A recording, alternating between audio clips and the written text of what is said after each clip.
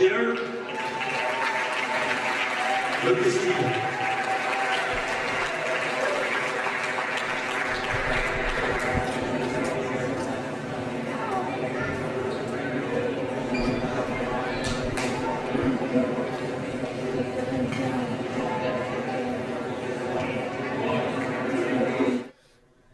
And a very good evening from the Petaluma High School Gym. You are watching the Petaluma High School Senior Ceremony. Please enjoy. He had all sorts of enthusiasm, and he has grown as the years gone by. Parker Loden.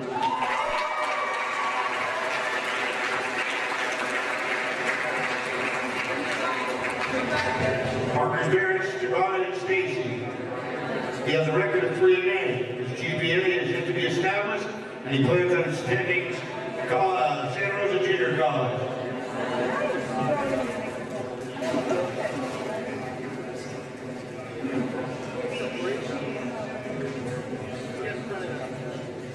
Our next senior is the son of David and Duel, and now Nate Turner, first year wrestler.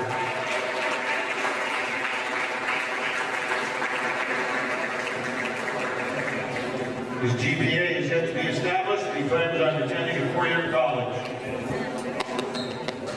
Every experience of having family and friends who love wrestling.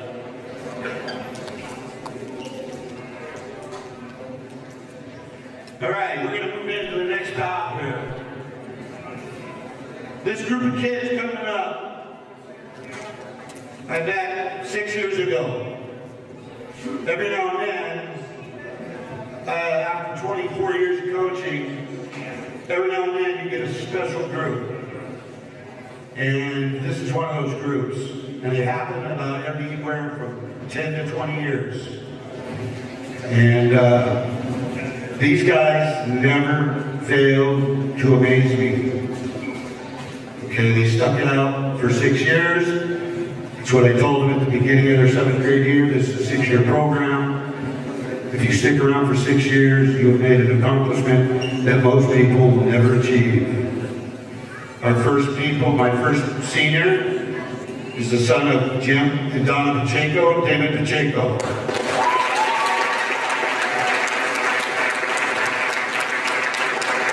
He has a career record of 18 and 17, and he plans on attending Santa Rosa JC at the end of the year.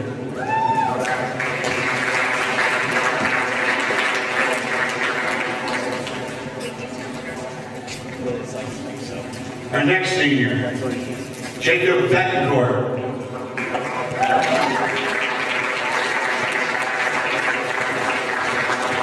His parents are Nick and Krista.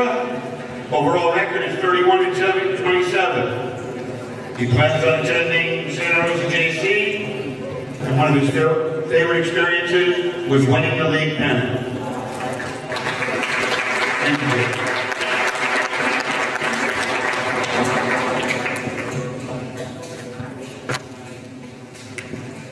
My next wrestler, been with us for 5 years. His parents are Matt and Nikki, Charlie Winters.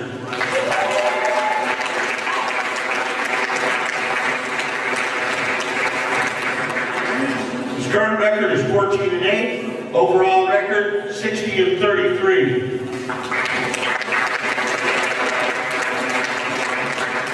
He plans on attending a 4-year college next semester or next year. His favorite experience was enjoying the daily grind of wrestling. Thank you for participating, Charlie. Next up, parents of this kid, Sean and Olivia Hogia. Been with us for 6 years, Max and Hogia. Current record is 11 and 8, overall record 28 and 22. He plans on attending a 4-year college next year.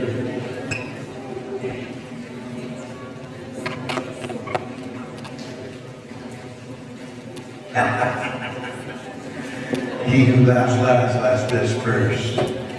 Got joined 6 years ago. Never ceases to amaze me, this kid. The parents are Michael and Catherine O'Neill.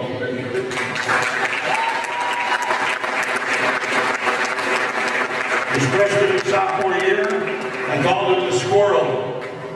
He came to me his junior year and said, "Don't call me that no more." Current record is 21-8. Overall record 85-47. He plans on attending Santa Rosa Junior College, and I can't read what you just said, but I'll fake it. No, something training. His favorite experience, wrestling with some guys for 6 years.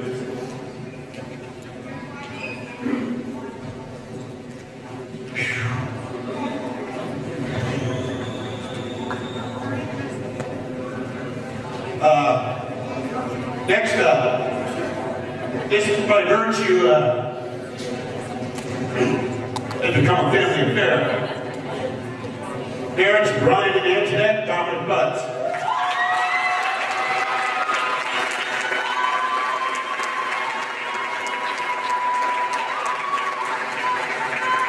Dominic is a third generation wrestler from Petaluma High School.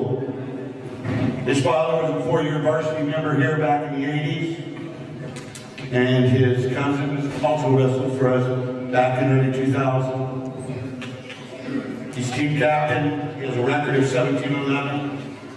Overall record of 55-41. He plans on attending Colorado State next year. Favorite experience?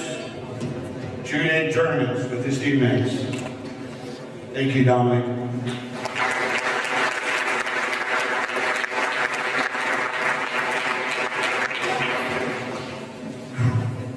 We just keep lining up for me, Paul. This next kid, this has been Dominic's battle partner for 6 years. Kind of like my brother and myself, these two kids beat up each other every single day for 6 years during wrestling season. And yet we've never had to send anybody to jail for it. Parents of Thor and Lena Shattuck, Mac and Shattuck.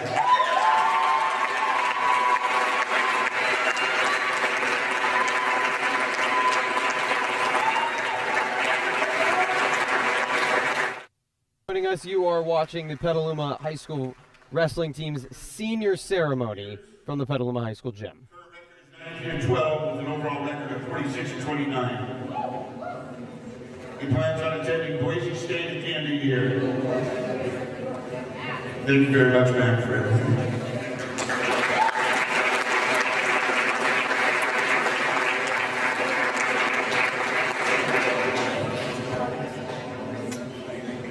Next up, proud parent, Nicole Vitale.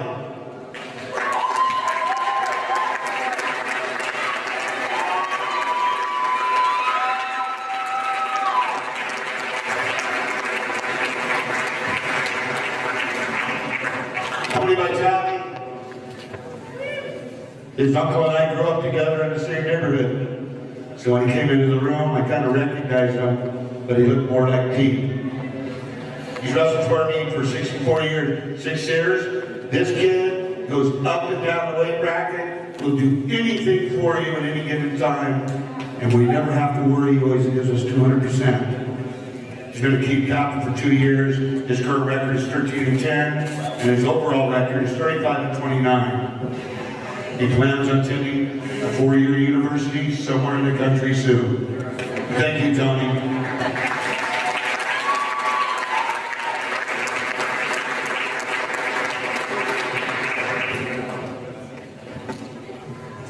Alrighty, here we go. Parents of Danny and Linda Prieto. Go Prieto.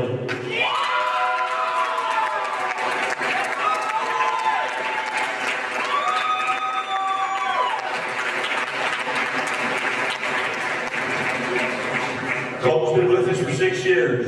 One of the most electrifying wrestlers we've ever had in the room in the history of Petaluma High. Never ceases to disappoint the fans, and you know what? This kid can pull a rabbit out of his hat at any given time. Current record is 27-4. Overall record 108-38. Welcome to the 100 Wins Club.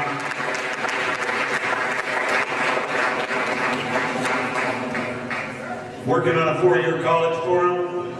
Paul and I have been in contact with San Francisco State. We hope he will think about that, wrestling under Jason Wells. His favorite experience? Winning his first pennant for Petaluma High here. Last but not least,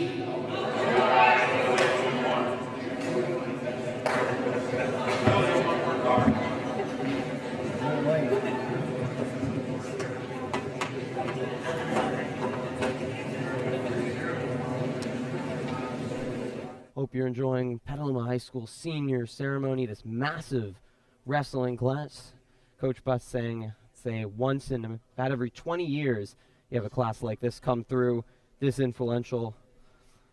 Everyone knew it was going to be a long ceremony, something I look forward to for a very long time. We're nearing the end. 2 more students.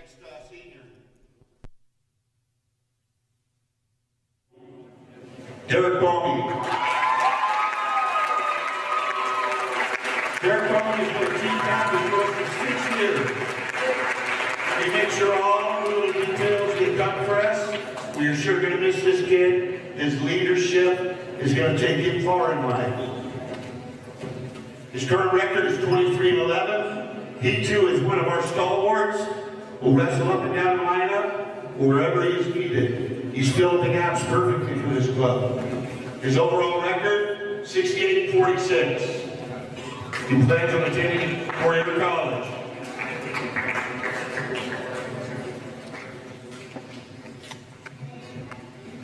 And his favorite experience is beating some kid from Shasta. Redfern, I think it is. Derek, I want to thank you for helping out with everything, brother.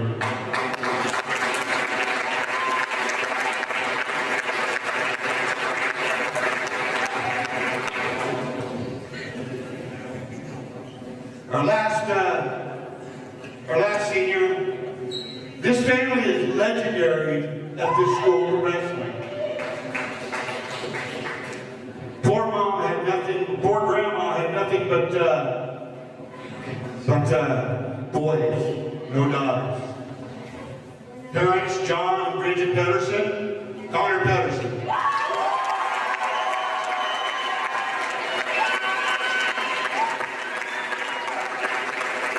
He's been a 6-year captain with us also. His current record is 28-6. This year he entered the 100-win team for Petaluma High with 111 wins and 36 losses.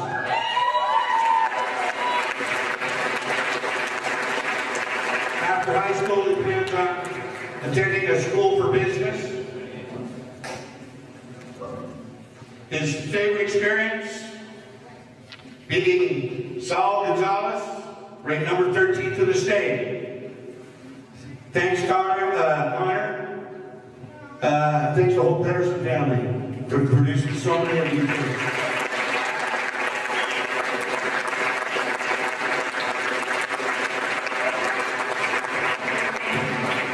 Wrestlers and friends in the back.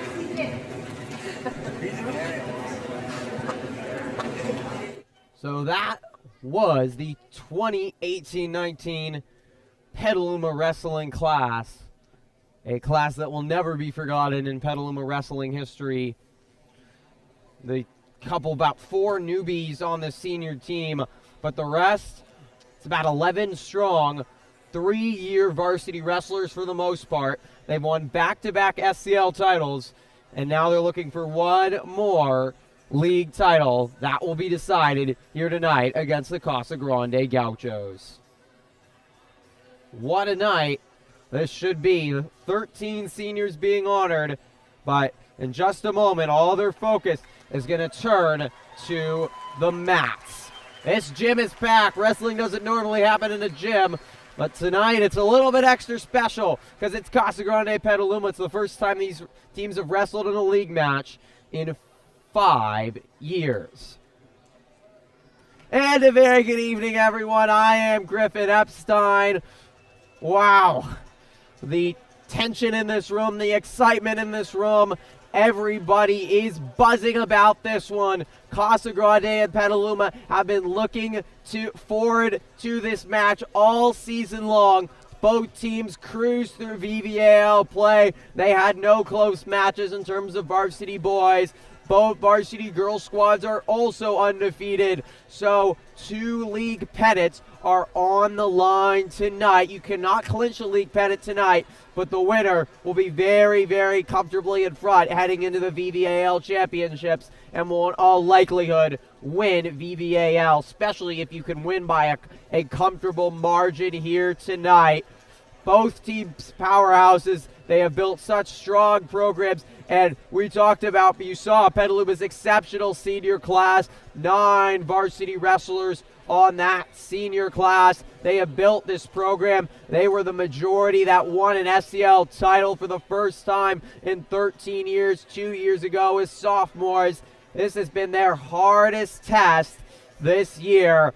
And now it all comes down to this against their crosstown rival, Casa Grande and Petaluma. These teams wrestled twice last year. The first time in a scrimmage didn't count. Petaluma won 44-30, and then they wrestled a second time just a couple weeks later up at Healdsburg. And keep in mind, very similar teams with 2 almost entirely seniors in the starting classes.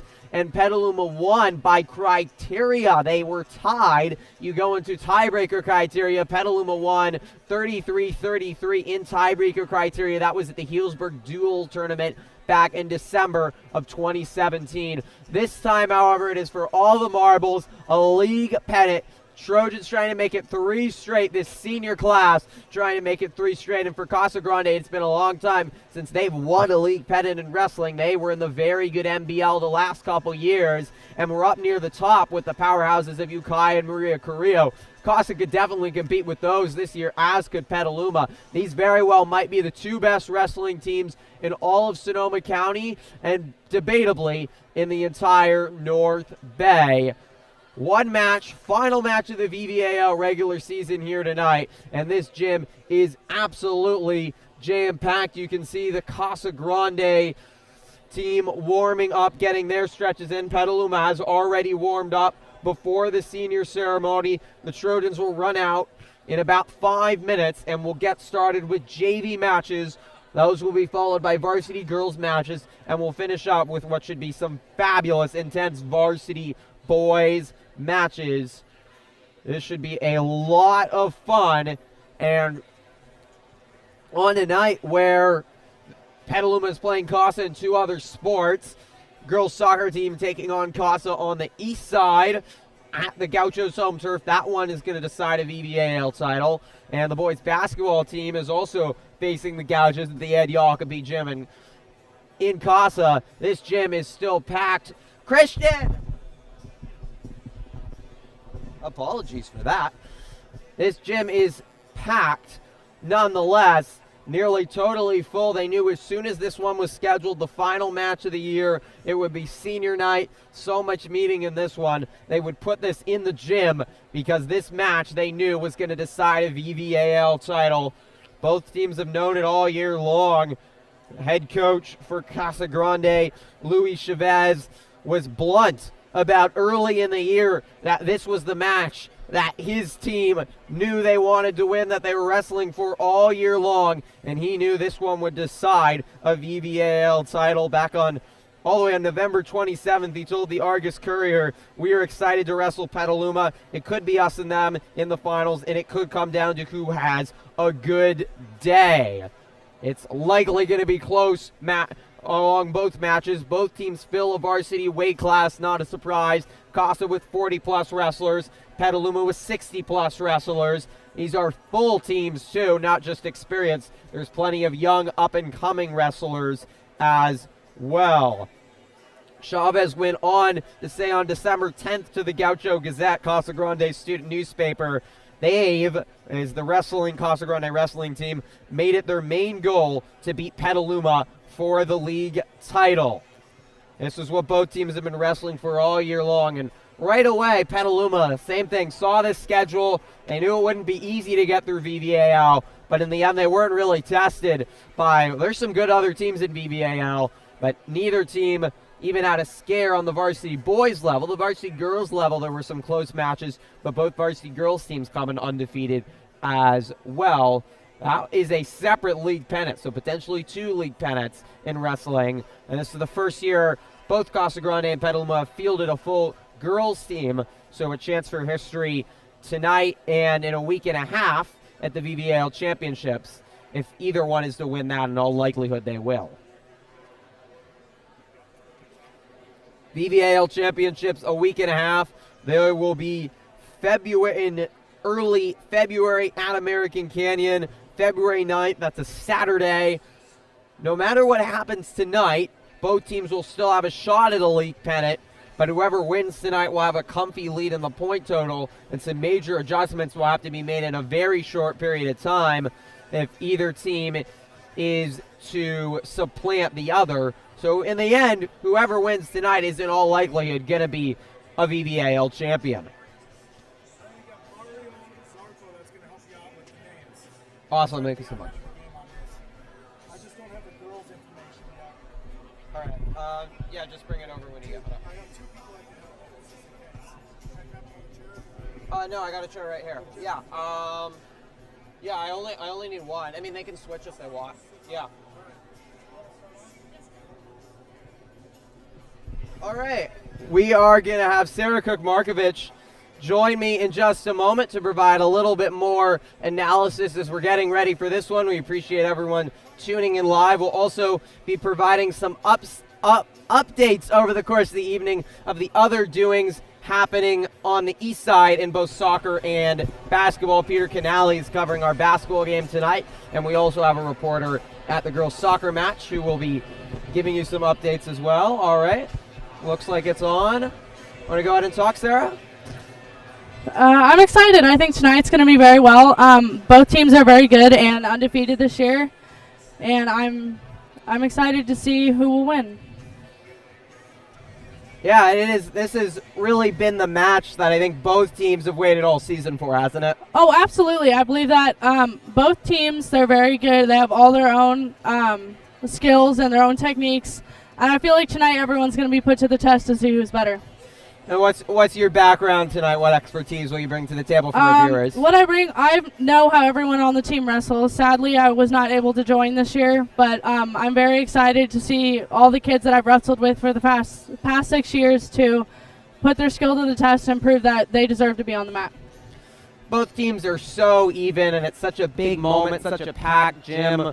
What do you think will be the difference tonight, especially in those close matches that will probably decide who wins? I believe that our team has more passion and works way more harder in the room. And I also believe that our fans, I guess you can say, everyone's here to support everyone. And I think it'll be a good night. Yeah, this atmosphere is great. Obviously, you've had a lot of years wrestling and now a senior here at Petaluma High School. Is this the best atmosphere you've ever seen for wrestling? Yes, of course. Nobody has ever, not as many people have ever showed up to a senior night before until tonight.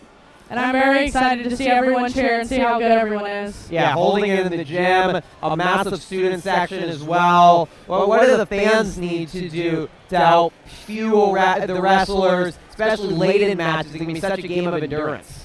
Just keep pushing them, keep cheering on their name, telling them they're doing good, and just as they keep doing that, everyone will improve and their endorphins will kick in and it'll work.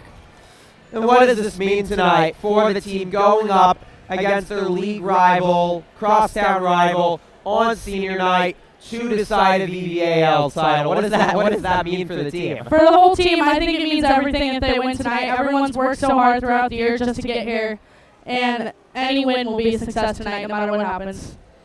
And both on the girls and the boys side, a chance to win a league pennant. That would be 3 straight years for a league pennant, especially for the senior class. It would be amazing. What does that mean for the program?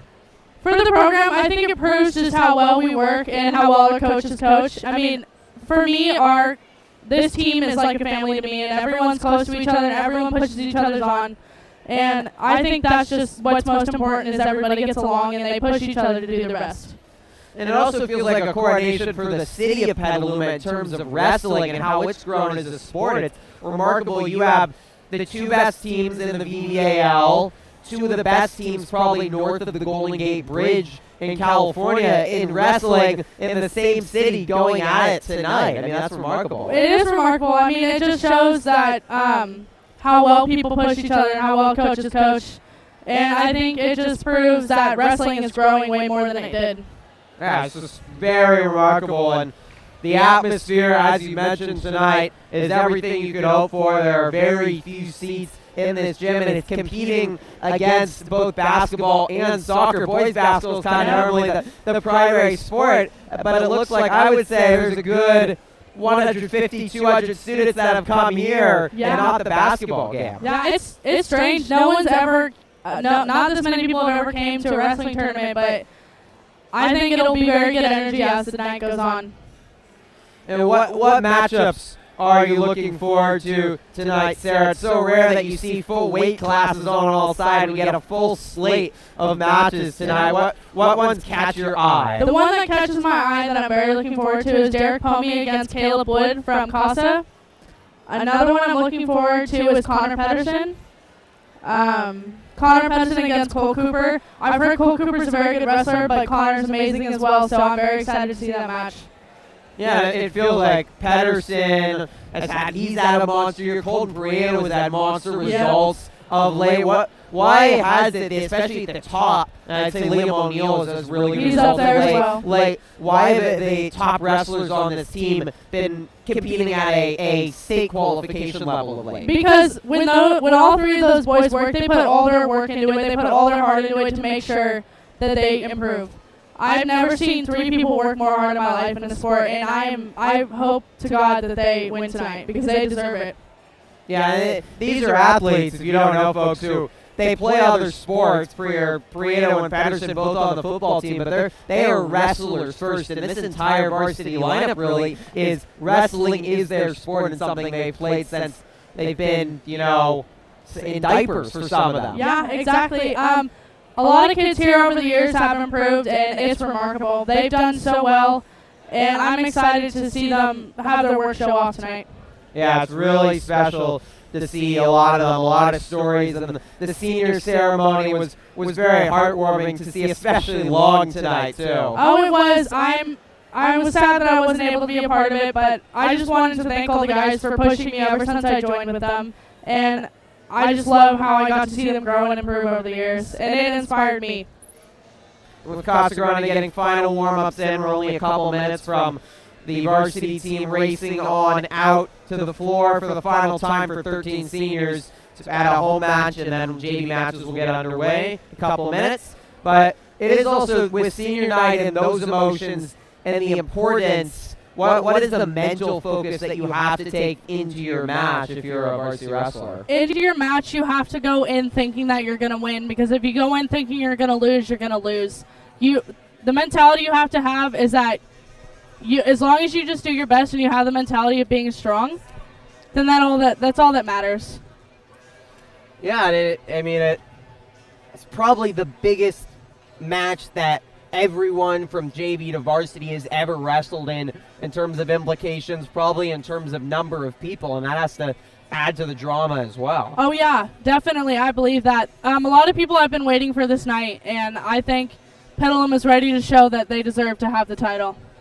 Yeah, and it was before you joined us, and if you didn't join us in our open, the head coach for Casa Grande, Luis Chavez, all the way back in November, he was talking about this match, published in a newspaper saying, this is our focus, this is the only match that matters the whole year long. Exactly, because we're the two biggest rivals in town, and both teams work so hard. So I believe it tonight proves who will be victor. These teams also faced off last year twice, first in a scrimmage, and then in a very, very close match. It went down to criteria, which Petaluma won at the Healdsburg duel tournament. Mm-hmm. What do you remember from that match, and what can the players learn for tonight for that? From what I remember from that match is everyone was just in a good mood. Everyone had a good mentality and cheering everyone on, and I think that's what we need tonight. Yeah, well, we are going to see the varsity wrestling team run out one more time. We're going to let you listen in. They're going to turn off the lights, and it's the final time for 13 seniors, many which have done it all 4 years. So lights are about to go off here at the Petaluma High School gym as you're watching Petaluma versus Casa Wrestling Egg Bowl in the final match of the VVAL season to decide the VVAL title. The mat is cleared, the stands are packed, and only wrestling awaits us. If you have any comments, feel free to tune in to our live chat. Feel free to comment in our live chat. You can like this video and subscribe to our channel. We've got some other wrestling coverage on our channel as well, and I'll also be at the VVAL Championships in a week and a half. So obviously the pennant somewhat on the line, but it'll be officially decided in American Canyon. Yes, exactly. Well, the lights are off, and we're going to let you listen in. Welcome, ladies and gentlemen.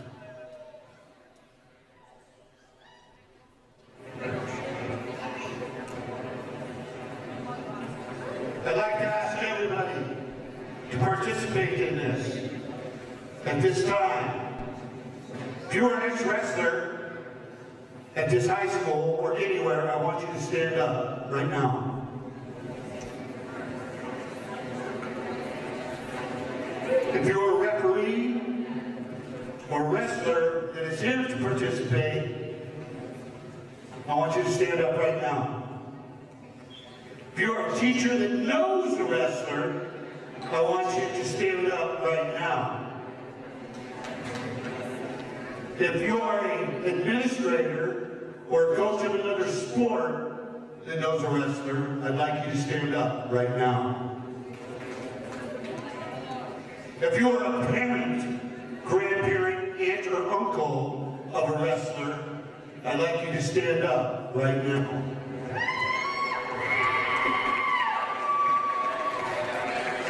If you are a friend of a wrestler, I would like you to stand up right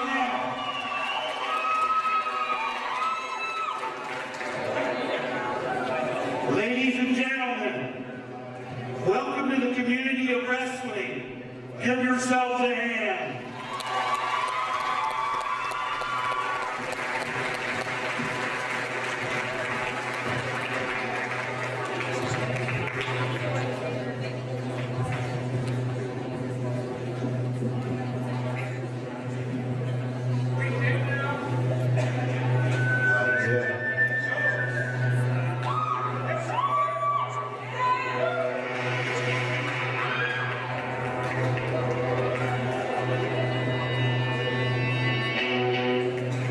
Ladies and gentlemen,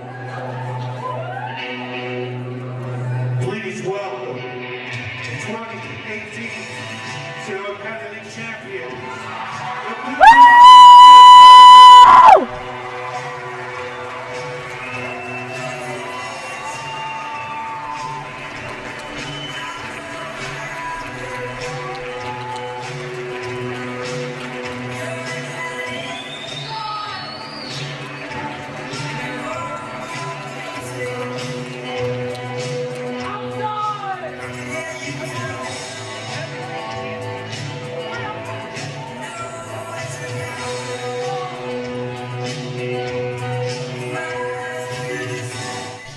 Wow, Sarah, I got goosebumps. Me too, dude. It's crazy. I'm excited. Now, it was a special moment. Final time for the seniors. The lights off. The introduction never ceases to disappoint. That one was extra special. A little bit longer with the music, and a much louder cheer here tonight.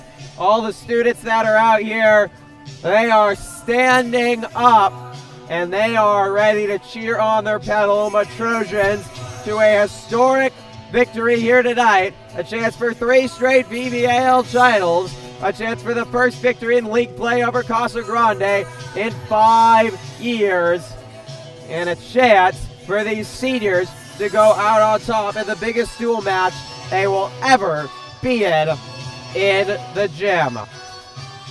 If you're just joining us, I'm Griffin Epstein. This is Sarah Cook-Markovich. And we will have wall-to-wall coverage of all the matches tonight. We've got nearly a full JV schedule. We have a completely full varsity schedule. It is going to be fun, Sarah. Oh, it sure is. I'm very excited. Varsity girls should be will be almost full as well. Both teams field full teams for that as well. It's gonna stretch on late into the night. So we hope you've got some popcorn, maybe some dinner, and we're gonna enjoy this one. It's gonna be a lot of fun, and we'll be here the whole way. We sure will. Petaluma getting its stretching on. Casa is off to the locker room. They are done with their stretching and ready to go. There's a lot of very intricate process that goes into all this, Sarah. Oh, of course. I mean, the main thing is if you don't stretch before you wrestle, you're definitely going to tear something, and it's going to hurt. And is there a mental factor also? What's going through your head as you're on the mat right now? As you're on the mat right now, you just want to focus on not what you're going to do, but focus on what you can do. Like if they give you a shot, you got to take it. Think of how to do a double leg, how to do a single, what takedown you're going to use. You just got to get in that state that I'm going to win, and if you're in that state, then you're good to go. What is the most important thing once they get out on the mat? Is it mentally, conditioning, or what is it? It's all of the above. I mean, if you're not mentally there, then you're not going to win. I mean, if you're somewhere else looking in the stands, you're going to get distracted, and it's just not going to happen. What you've been around this program for 4 years, head coach Paul Schlosser. What aspect of that wrestling dynamic has made this program become such a powerhouse? I think it's just the way our coaches push us to do better and better ourselves. Even if we want to stop, they push us to keep going, and it just makes us better people. That's been remarkable what the coaches have done. The senior class came in as freshmen. It was I mean, you were around. How big was the team back then? It wasn't as big as it was now. We did not have we had maybe half as many people. Remarkable. Yeah. Why do you think it's grown so much? I think it's just because people see when they come to the matches how successful people can be in the shape that it gets you in. So it encourages people to come out and just have fun and try your best. I mean, obviously not someone's going to be good their first year, but if you keep working at it, you get better. Practice makes perfect.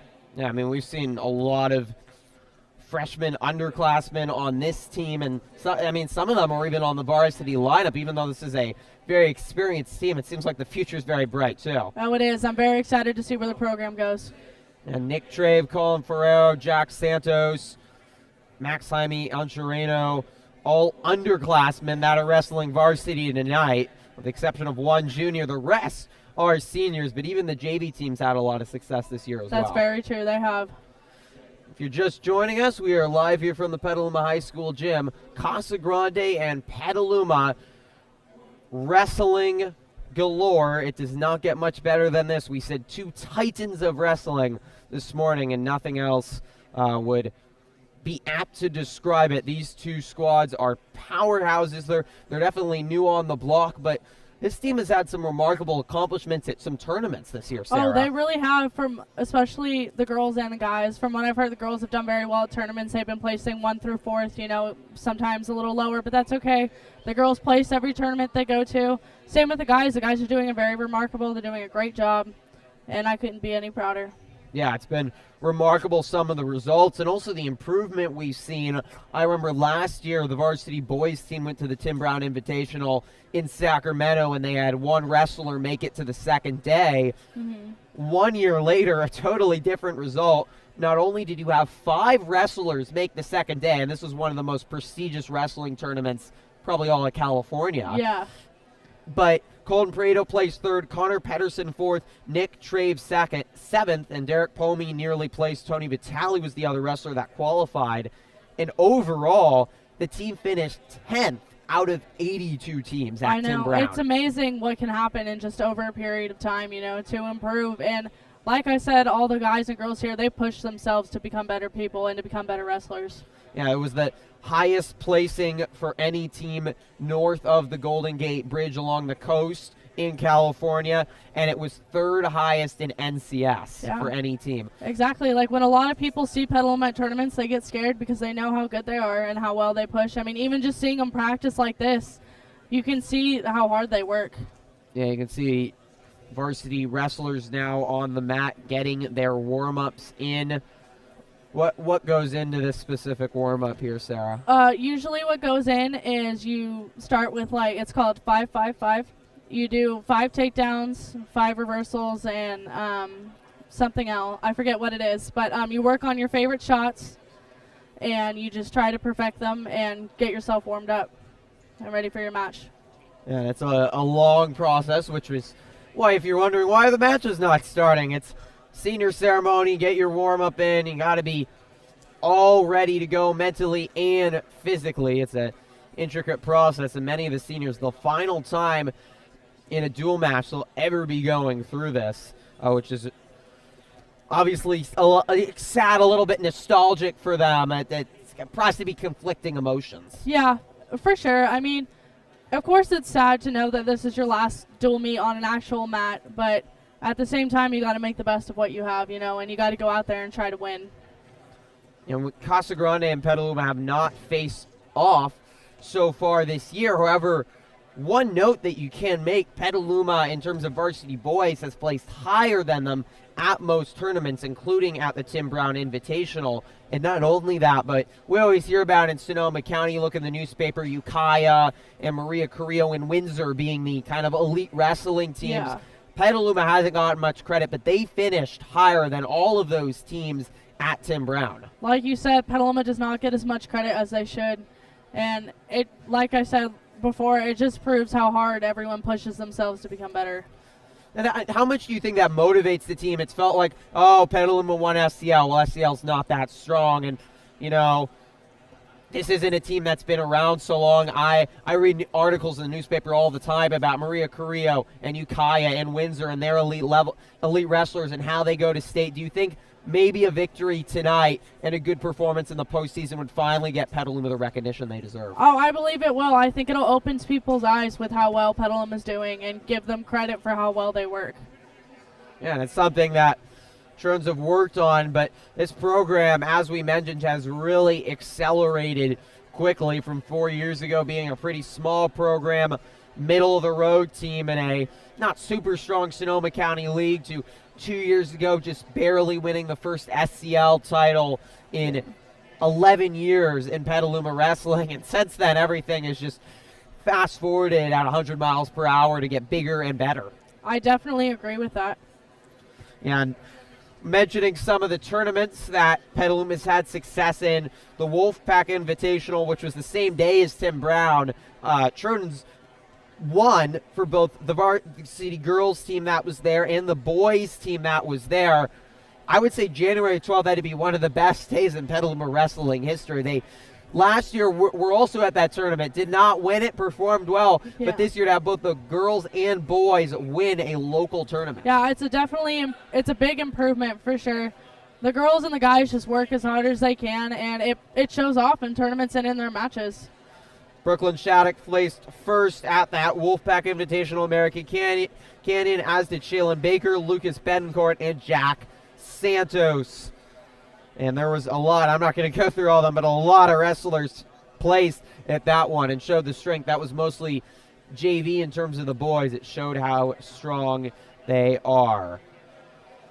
Wrestlers piling on top of each other here. I see Captain Connor Pedersen in the middle. What are they saying to each other right now?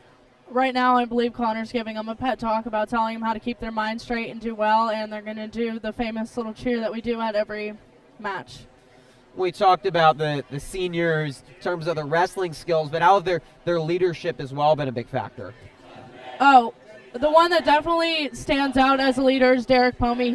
He was a captain when he was a freshman, It's just his leadership skills are going to take him far in life, and it's definitely encouraged everyone to do better on the mat. Just because of him, he doesn't give up on anyone. And I think he's a very good leader, and I'm glad. Same with Connor Pedersen and Colton Prieto and Tony. They all encourage everyone. And I wouldn't want any other captains. How important overall all the seniors and just leading this program with respect, and especially leading underclassmen as they've come in? I think it's definitely all the seniors are gonna encourage a younger classmen to come out and try wrestling just because of the legacy they left. Yeah, they have had such a big impact. It's very remarkable. We're getting some mat moving at the moment. Both warm-ups have been complete. Casa Grande has come back out. Appreciate everyone tuning in. We are going to get to some wrestling, and it should be a lot of fun Yes, it here should. tonight. We'll also again be giving you updates of the varsity girls soccer team's match against Casa Grande. That will also decide the VVAL title on the east side. It's crazy to have opposite sides of town, two sports, VVAL title, two different sports on the line tonight. I know, it's crazy. The excitement's everywhere. Yeah, this was a date that was circled on the calendar as soon as both Petaluma and Casa Grande fans saw it when the VVAL schedule came out.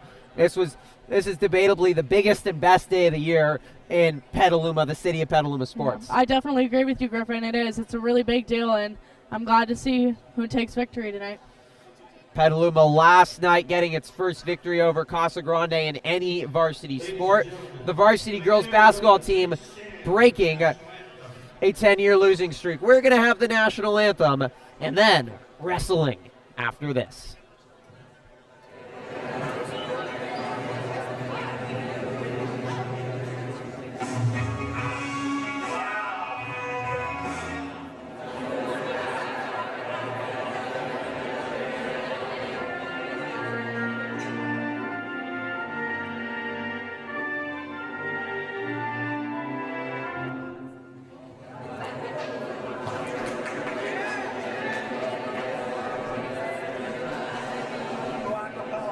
Yeah, no.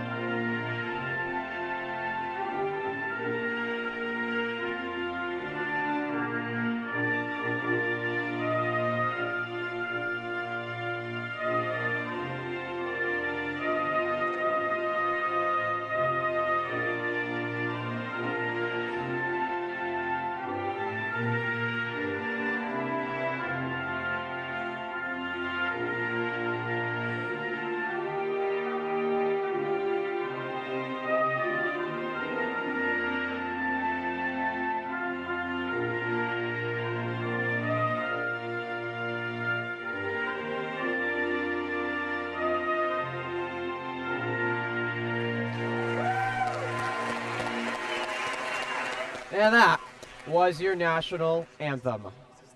We're live on YouTube, Petaluma High School Trojan Live. All right, we are going to get ready to go with matches. You're going to hear JV introductions and then JV wrestling. I'm going to leave you for just a moment, Sarah, if you could talk about these JV matches real quickly. I'll be back in just a second. Of course. I got it, Griffin. Thank you.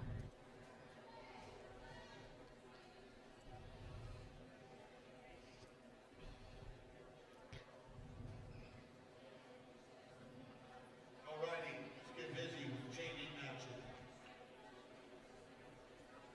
Starting off with 184 pounds. Josh Bios, Petaluma, receive a forfeit.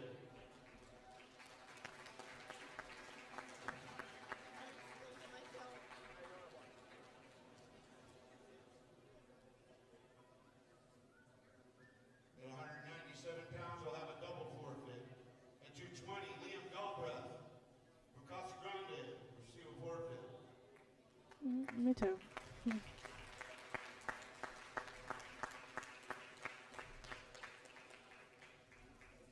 108 pounds, Dylan Bianchi from Petaluma, receive a forfeit. Dylan Bianchi has been with us, I believe, since 7th grade. He's a very good wrestler. I love seeing him on the mat. Wrestling here from Casa Grande. At 115 pounds, Adam Dickus. Burkett. He'll be meeting up with Petaluma's Dylan Baltazar. Dylan Balthazar, I believe, is a sophomore. He is a first-year wrestler. I've seen him improve very well over the year, and I'm excited to see him wrestle tonight. Asher King is a junior. He's been wrestling for the last 2 to 3 years. He's improved a lot.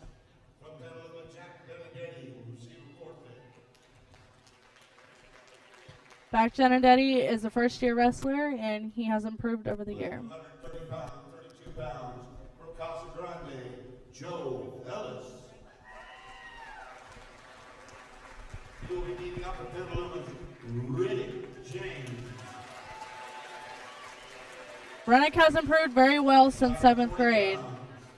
Casa Grande Sam Skinner.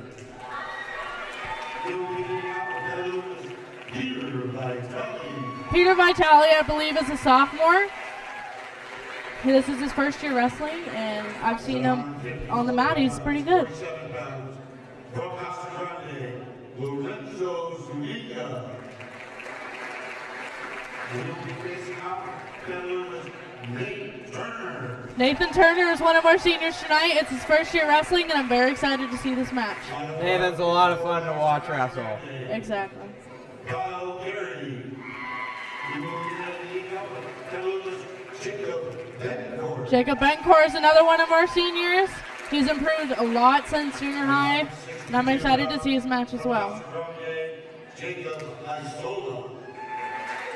We'll be meeting up with senior Parker Logan.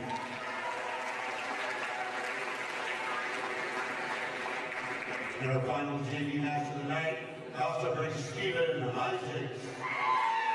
We'll be meeting up with Ryan Castillo.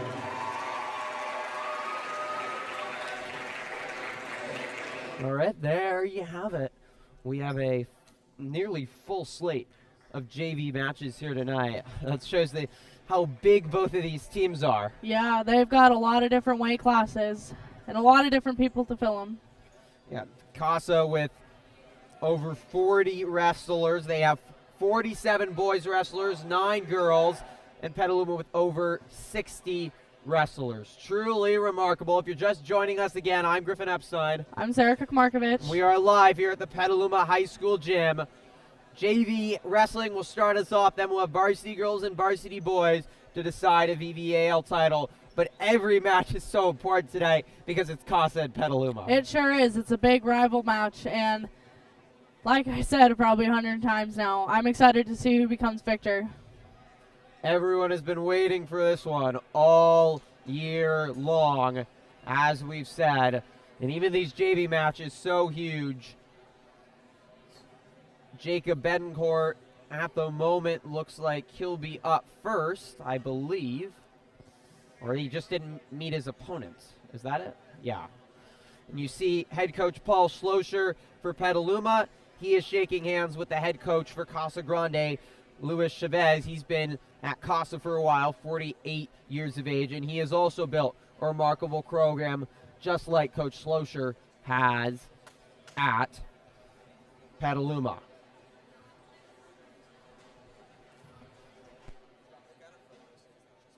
That's out of focus.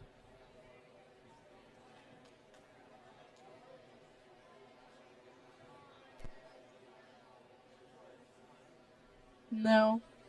Yours is on the other end.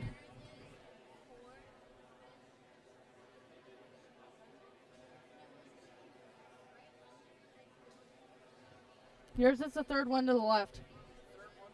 Yeah. Like all the way at the end, third one to the left. I'm pretty sure that's his.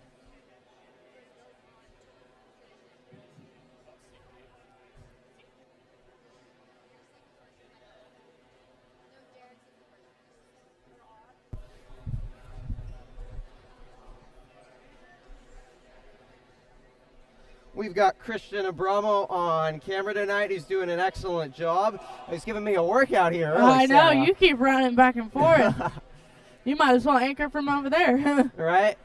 Well, all the exercise is worth it to watch this one. It sure is. A late start to this one. The senior ceremony was about an hour ago.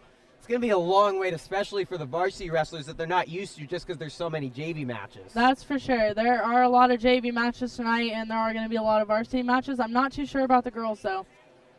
And we'll see that. We're going to start with a couple forfeits. As Josh Bias will get a forfeit for Petaluma.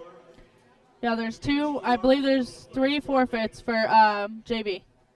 Yeah. So, a couple matches unable to fill weight classes. Yep.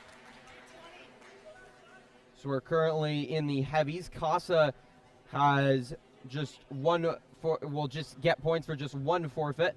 Petaluma with one forfeit. It's at 220. Neither team with a heavyweight or at 197. And Petaluma had the forfeit at 184 with Josh Bias.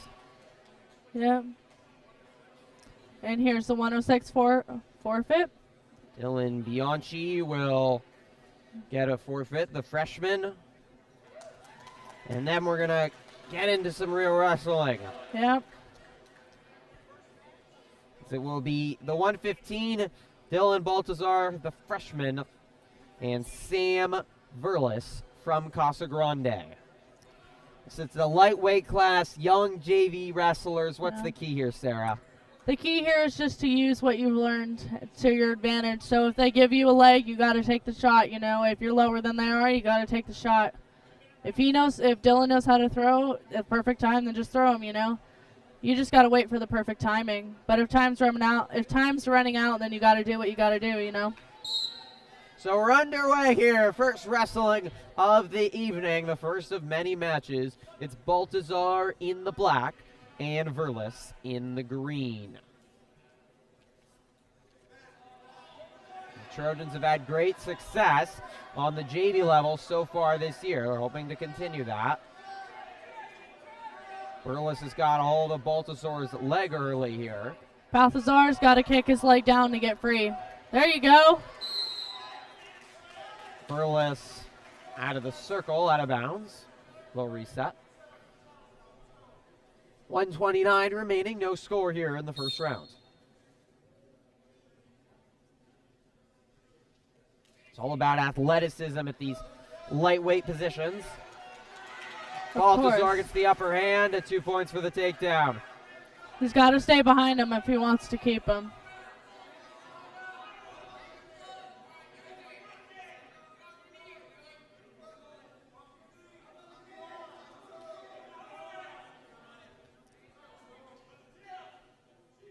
Baltazar spinning around. He should have gotten 2 for that. He will not, though, so still 2-0 halfway through this first round. But so far, Verlis in the defensive position. It's been all Baltazar.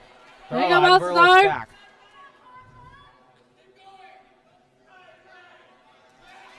There you go. What's Baltazar need to do here, Sarah? He needs to flatten him out. Right now, if he lets him up and lets him go, the other team's going to get a point. Right now, you see how he has him down? He's going to want to try to keep him down and either work an armbar, a chicken wing, or the half. Variety of moves to try to get Verlis on his back and get the pin and finish him off. Verlis trying to escape, but it's tricky early as we near the end of the first here.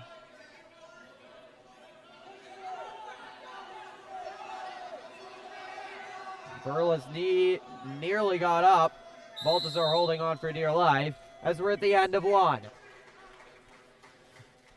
2-1. Verlis will get a point for the escape. 2-1 after 2 minutes. It's 3 rounds if there's no pin. Each round 2 minutes. Yes. And it's crazy. It's really 6 minutes, but it's 6 minutes of your highest intensity possible. Exactly. You have to go at it. Yeah, you got to go as hard as you can. Coach Paul Schlosser questioning the escape call, it appears there. Yes. Was that the right call to use, Sarah? The Yeah. the point for the escape? I would have given it, yeah. I mean, just from looking at it, it looked like he escaped, even if he had the head. This is a hard match to officiate here tonight with a packed and spirited gym. Yeah. Petaluma student section is here as well. They're staying pretty quiet for this JV match, but except them getting very loud once varsity takes over. There you go, Dylan! Baltazar with a squirming Verlis. Oh. And he gets 2 points for the takedown. Baltazar takes a 4-1 lead here in the second. He just definitely got to try to drive him forward now and flatten him out so he can get that pin. Baltazar's had some good results this year. He was 4 of 4-1 at the Healdsburg Duel tournament back in December. And he was first place as the escape there by Verlis makes it 4-2. He won his varsity match against American Canyon. He is a first-year wrestler, and the first day I saw him on the mat to now, he's improved so much. How hard is it to pick up wrestling if you've never done it before and just head right on out there and start working at it? For me, my first year, I'm not gonna lie, it's a little hard, but if you keep practicing at it and doing your best, it'll just come to you, you know? 4-2 the score, 40 minutes remaining. 40 seconds, I should say. There's the escape. Baltazar looks at the clock to see how much time he's got until a break. Get your leg back. Verlis has done a nice job of just holding on, and Baltazar hasn't been able to get a good move. Don't let go. There you go. Baltazar turns over Verlis. Keep Verlis your legs the danger in. zone, and he's out of bounds. Yes, very close. 2 points for Baltazar. How was he able to suddenly put Verlis on the ground like that and nearly finished him? I don't know. I think it's just the weight, like the way you have your hips and where your weight is. Depends whether you're going to fall or not. Baltazar made the right move there, no doubt. Verlis will decide to start on bottom and continue to work away and chip away with escape points. Yes. Down to 5 seconds. Keep fighting, Left in the Baltazar. second. And that will do it. 4-2. 4 minutes gone. And Baltazar in the lead. Baltazar's going to be taking top. Tal, Baltazar panting, exhausted. He's had to do more work here because Verlis has taken the defensive position. Do you expect a flip now? Or does Verlis try to get more aggressive in this third? Exactly. He's definitely taken control of the situation, trying to tire him out, and it looks like it's working. However, Verlis of Casa Grande still trailing by 4, so he's definitely going to have to start working and fast. Baltazar nearly turned him around. Verlis spun out of it. These are two good young wrestlers that very well might be wrestling at this level in varsity next year with the amount of seniors on both sides. Mm-hmm. Oh. So there is 1 point for the escape. Yep. That's still 6-3, and Verlis is going to have to get a takedown if he wants to come back, or Baltazar will get what will be one of the biggest victories at a big moment for JV, wrestling in front of, it's got to be about 500 people, I'd say, here tonight around. Oh, yeah, for sure. There's many people here that are ready to watch this go. Right now, Baltazar is not going to want to let go of that leg if he does not want to get pinned. Verlis has gone more aggressive. Baltazar squirming. The Casa Grande section of students and community. They don't have many students here tonight, mostly parents and community making noise. 30 Come on, seconds Baltazar! left. Baltazar just is going to have to hold on here. Verlis has taken the offense. 2 points for a takedown and a whistle all of a sudden. 6-5. Baltazar with 27.4 seconds left. Baltazar looks exhausted. How do you find something for 30 more seconds? He's just got to dig deep and keep fighting, you know. That's just how he's going to win, and that's how he's going to pull through.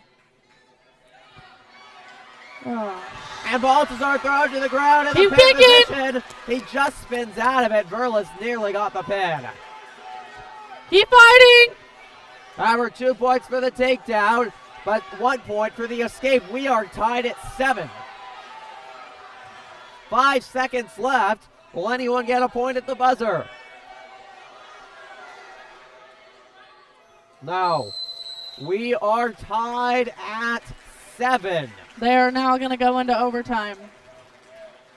Oh, crazy sequence there, wasn't it? I know, it really was. They both fought hard, and he definitely came back at the end.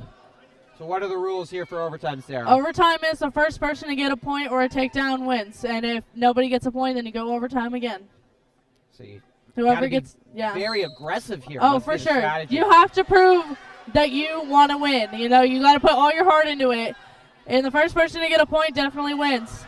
See, right now, if he gets behind him, he's going to win. Come on, Balthazar!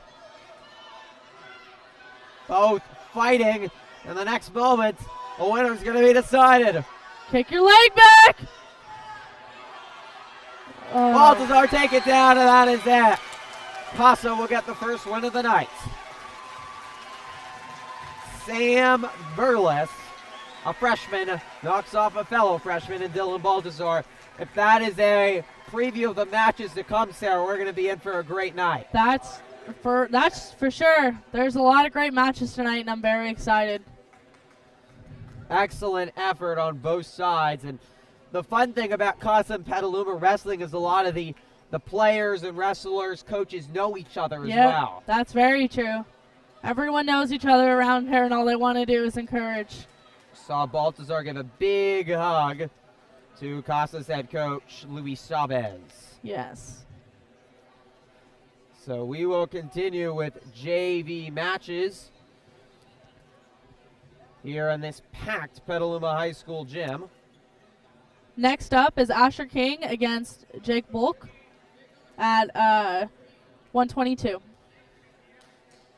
King, another freshman. What does he bring to the mat, Sarah? He is actually not a freshman. I sorry. believe he's either, I don't know Sophomore? myself, I believe he's either a sophomore or junior. Okay. He wrestled one year, but he got injured.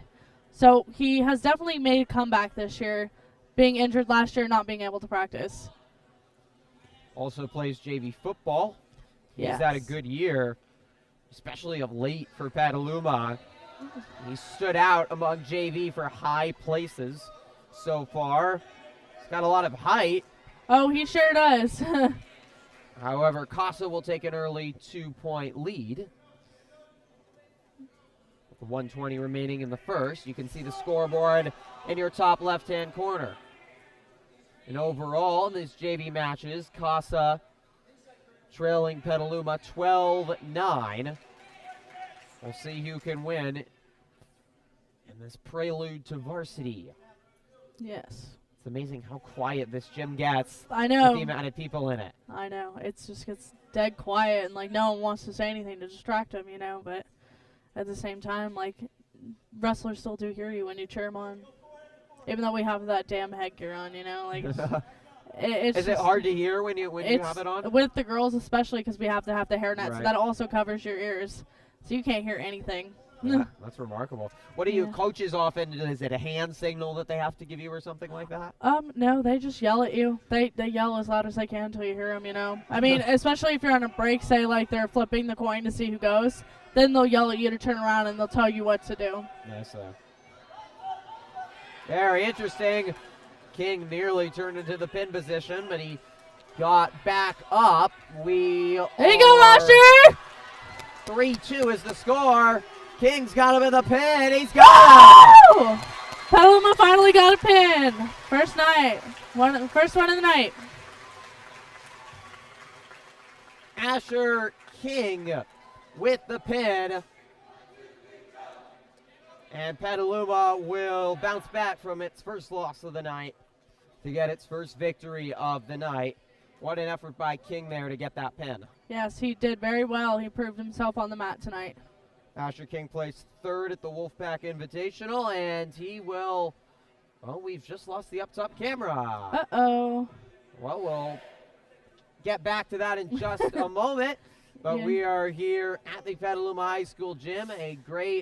This was a horrible time to switch batteries, but that is what's going to happen. We are going to get a forfeit, and then we are going to see more JV matches.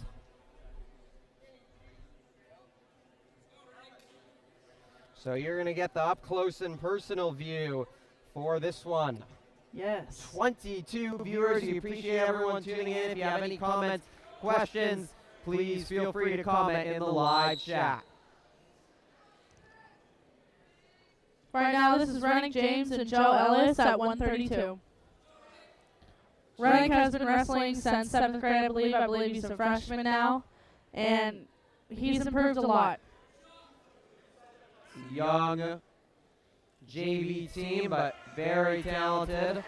James quickly has got Ellis on his back, who squirms away. 2 points for the takedown to take an early lead. How do you think, Sarah, these JV wrestlers, most of them underclassmen, deal with all this pressure wrestling in front of way more people than they've ever been around before? I think it gives them courage to try their best, you know, and push harder.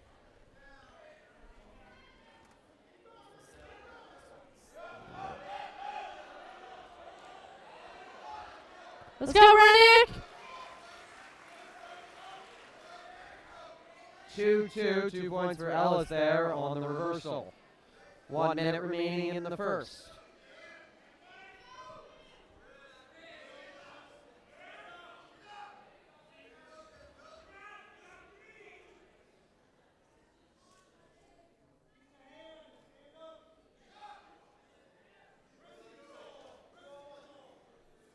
"30 seconds left, cagey affair so far. What's James need to do to pull ahead, Sarah?"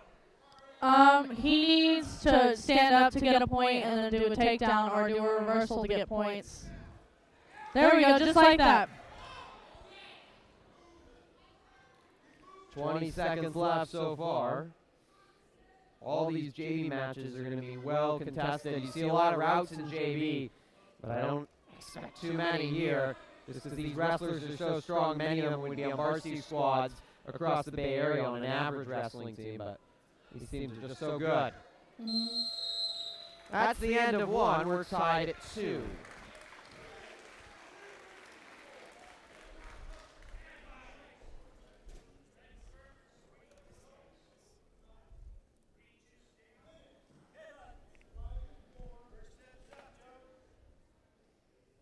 Ellis will start on the bottom for Casa in the green, Petaluma in the black with the purple piping.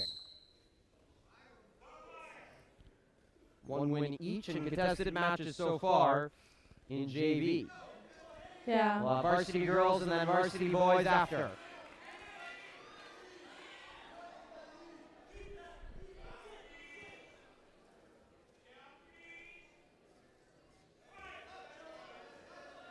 Break him down, Ellis Rennick! trying to get up. James has great strength so far. He's not letting Ellis away. Oh, he is not. He's keeping him as long as he can.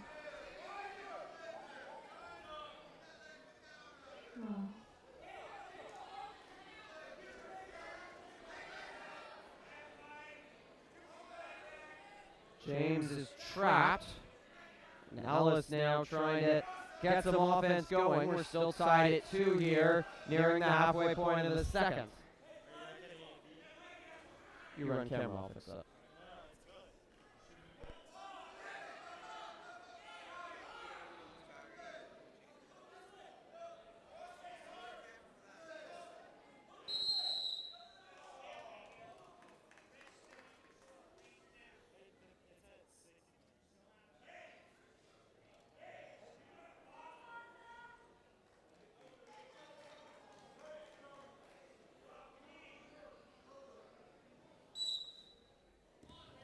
The goal for Rennick right now is to try to keep him down as long as he can and try to pin him.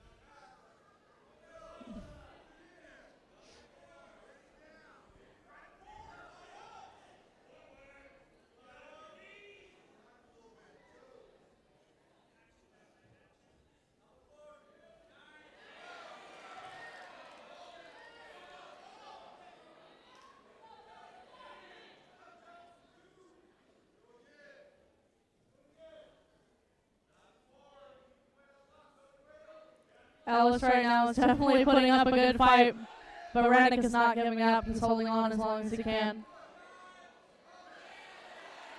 Here you go, Rennick! Oh, so close, but time ran out.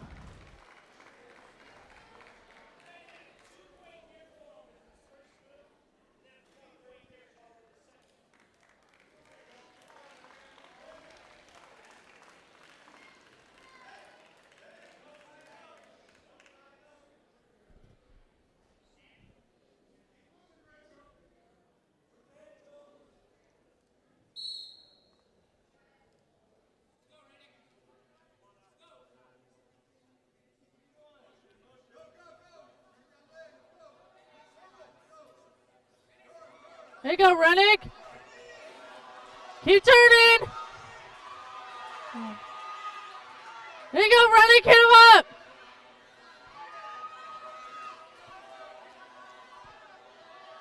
Right now, Ellis is holding on as long as he can, and Rennick's trying his best to turn. There you go! Woo!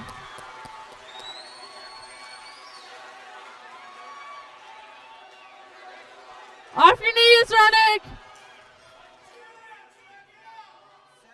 7-2, Petaluma. Well, now that just changed. 9-5 as they update the score. We have 1 minute remaining in the second period.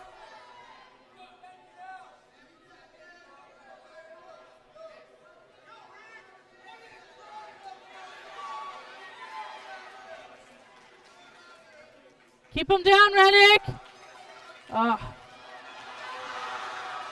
Baltazar, James nearly flipped. Just trying to stay there. He has 40 seconds, though. Ellis is now on top, and his goal is to either pin him or try to get points. Rennick's got to keep fighting if he has a chance to win, though.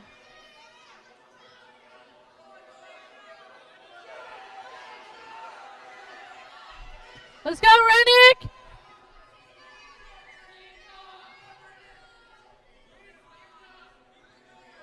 Welcome back, Griffin.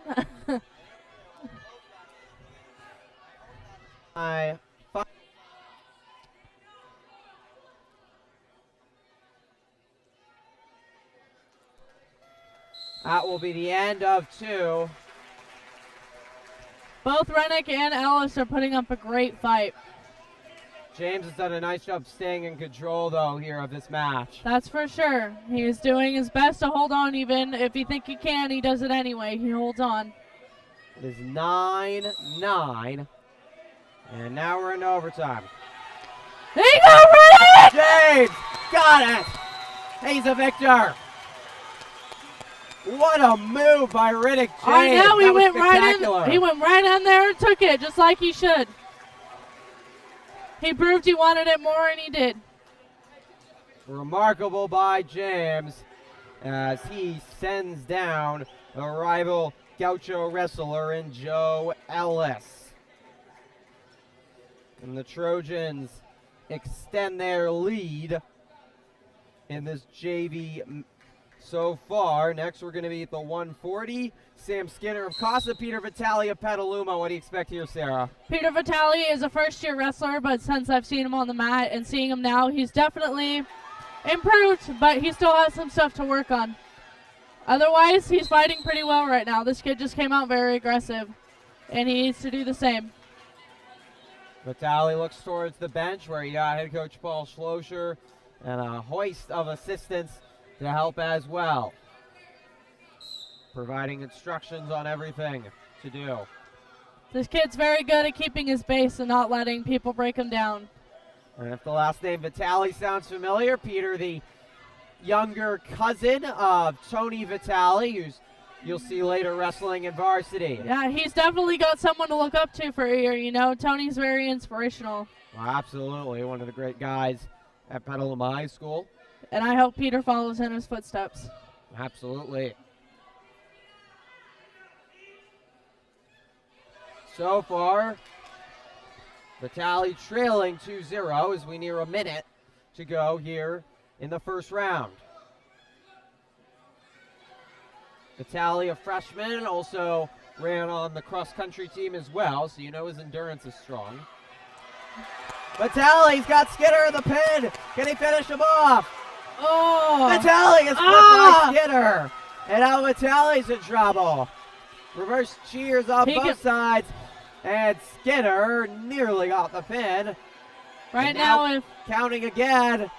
Vitale again, just able to contort his shoulders. How does Vitale hold on here? I don't know. He's got some amazing strength right now. I think right now he's just, it's all right. But unable to hold off Skinner, who's maybe a little bit more aggressive and experienced. He'll get the pin. And so far, pretty even. 4 matches in the JV level. We've seen 2 overtime victories on both sides and 2 pins on both sides. Exactly. This is very exciting. It just proves how well they train both teams and how well they're willing to work for it, you know? And this is what we expect from JV to varsity girls all the way to the varsity boys level. It's going to be a lot of fun. Right now we have Lorenzo Zuking from Casa and Nathan Turner from Petaluma. They are both seniors. This is Nathan's first year, but he has improved a lot since his first day, and I believe Lorenzo's been wrestling all of high school. Yeah, so newbie versus experience, but Turner has great strength. Yes, he does. And Turner's had a lot of success this year, even in his first year, but he's going up against one of Casa's best JV wrestlers. It's crazy to have good seniors on a JV team, but it shows the strengths of both teams. Exactly. I mean, some people doubt what people can bring to the mat, you know, and Nathan's one of them. Even though he's a first-year wrestler, he's improved so much that people, are amazed, you know. I'm amazed by all the first-year wrestlers that improved this year. It's awesome how well our coaches coach them, you know. No score so far, a minute gone. Yeah.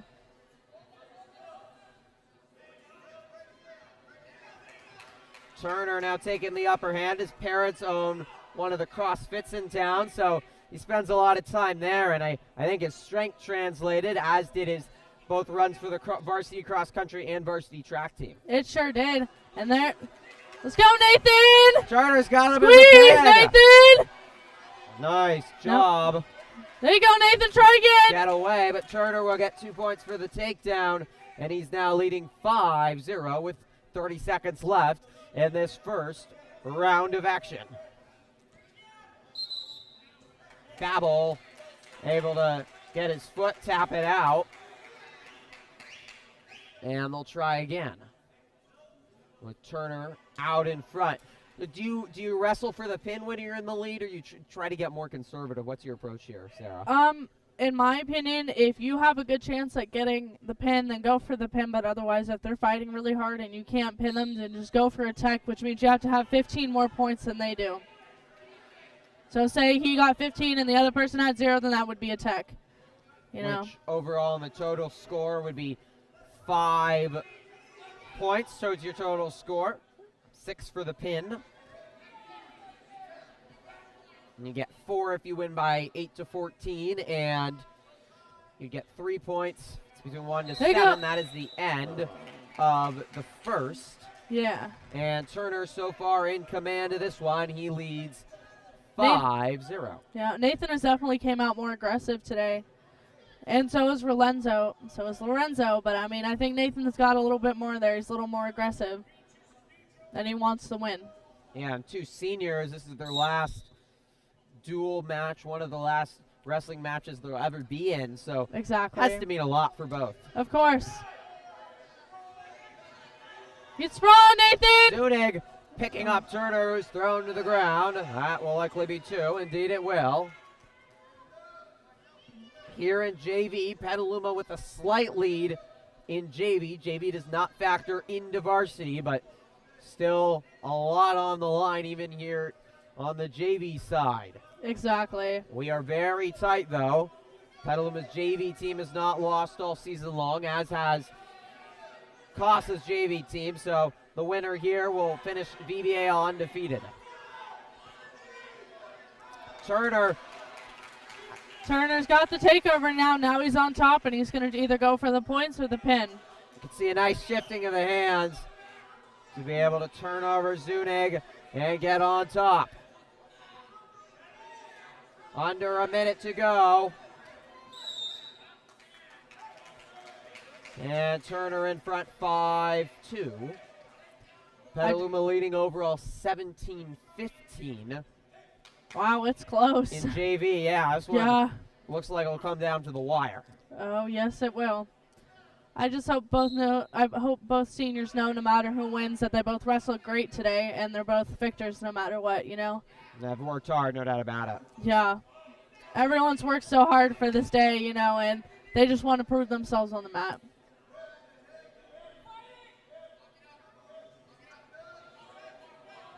Turner trying to tune over Zunic. You got it! Has a pin, but Turner's in the pin.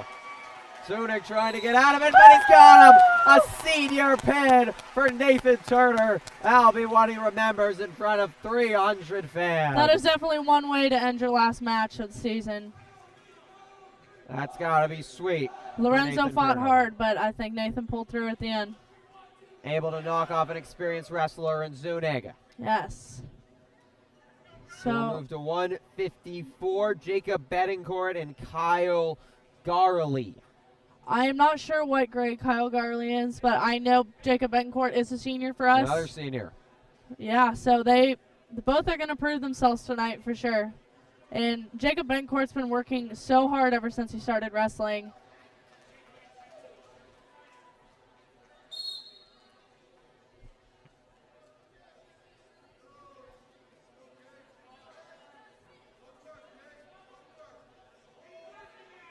Both wrestlers have came out very aggressive, but it looks like Jacob Betancourt came out a little more and is wanting the win.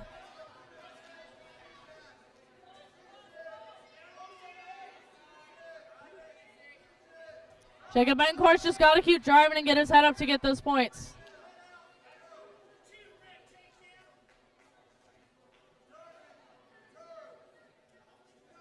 Oh, don't let go, Jacob.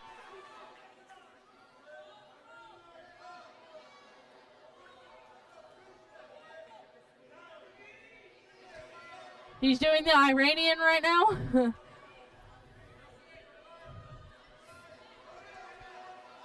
There you go, Jacob. Throwing him to the ground. Increasing his lead. Tell me if I'm wrong, but do you think both wrestlers came out very aggressive, but Jacob just came out a little more aggressive, you know? Yeah, Yeah. I think you're right on. Hit the nail on the head, Sarah, Yeah. on that one. And it's a big moment. I think all the wrestlers are going to be more aggressive than normal because they want it. Betancourt's course. got him in the pin. This is his last match. Of course he wants it. Squirming away. Betancourt's had a good career. His younger brother Lucas has had even more success on the varsity level. A couple points for a reversal, and it is 5-0 Betancourt.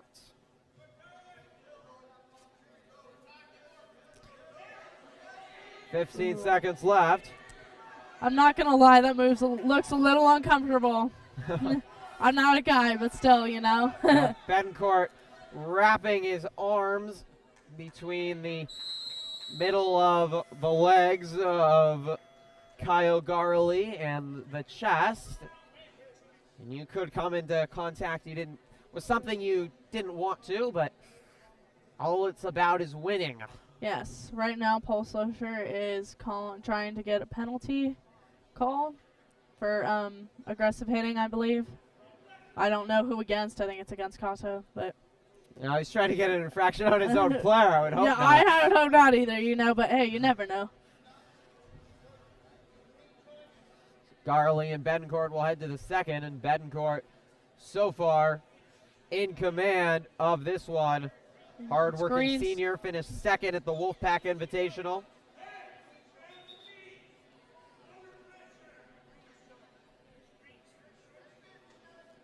It looks like there's a little bit of confusion tonight with the referee in the table. Apparently it was Green's choice, but then Red picked, so I don't know. But That's to decide if you're unaware with wrestling minutia, I guess so. who is up and who's behind. Betancourt quickly gets up and gets 2 points for the reversal. That was impressive.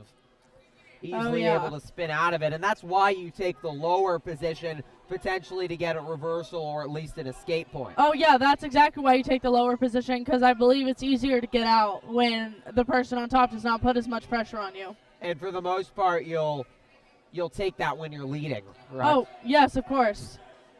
Especially if you're in the lead and it's your choice. Most likely the coaches will tell you to take down. Or if you're behind, they'll most likely tell you to take down. I'd Just- say wrestling is one of the more active sports where coaches are consistently giving instructions and yelling and telling you what to do right in the middle of your match. Exactly. I think that's very helpful just because some kids sometimes don't know what to do and the coaches notice what the other player's doing when you don't. You know, so like they give you signs of what they're putting out there, like if they're putting an arm up or a leg up to do a cradle. 7-0 Betancourt whistles.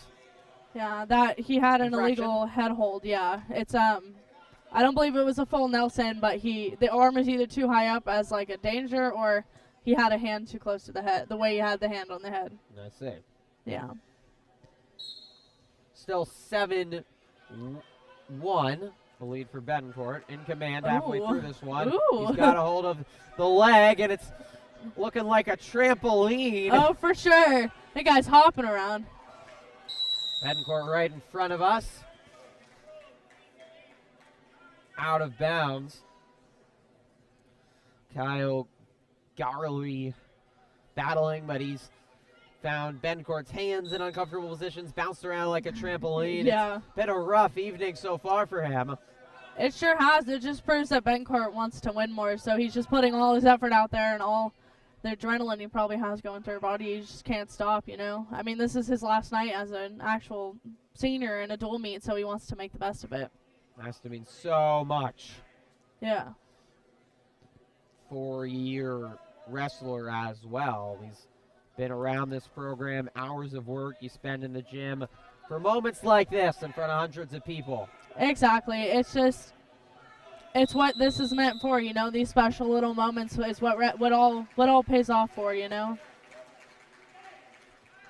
So we are through 4 minutes, 2 more. Betancourt looking to continue to dominate this one, leading 7-0. 2 more minutes. How does Betancourt maybe try to go for the pin here and get the most points, especially because these JV matches are so close, this is so vital? Yeah, so if you're trying to get points, most likely people try to do constant takedowns, like say a double leg or a single leg. But if you're trying to go to the pin, you try to take them down, flatten them out, and try as many different positions as you can. I mean, you can either do an armbar, chicken wing, cradle, spladle. There's all kinds of things you can do. It just depends on how the body's positioned. Good news from the Casa Grande field. If you're a Petaluma Trojan fan, varsity girls soccer team is leading the Casa Grande Gauchos 1-0 with under 20 minutes left to go in the second half as Betancourt throws a Gaucho Garrely to the ground, Yes. out of bounds. The move he just did was called an Iranian.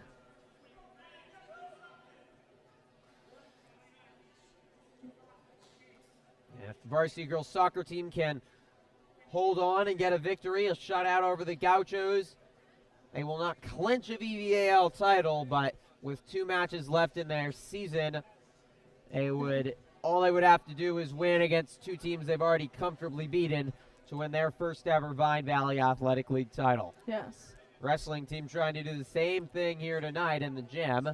So we're having an ongoing discussion with the referee and the one of the assistant Yes, coaches for Petaluma. that is Coach Eddie. He is also the boys and the girls coach. He helps Mike Butts out with the girls. He's a very, very nice guy. He also knows what he's doing a lot. He also helps the heavyweights. It's not just head coach Paul Schlosser that, helps out the team. Especially with a big team, you need a lot of coaches to help out. Yeah, I appreciate every coach that's ever came into our room. They've inspired me in so many different ways, and I know they inspired the rest of the crew. Betancourt throwing Garrely to the ground. Betancourt's definitely not letting go. Okay, well, he didn't let go. But, That's the announcer's jig, Sarah. We all get it. I know. But still 10-1 Betancourt, as you were saying. He showed no mercy in this one. 30 seconds left. Betancourt well on his way to a victory, and with Petaluma leading 33-15 at the moment, they're going to extend their lead to the biggest of the night here in JV.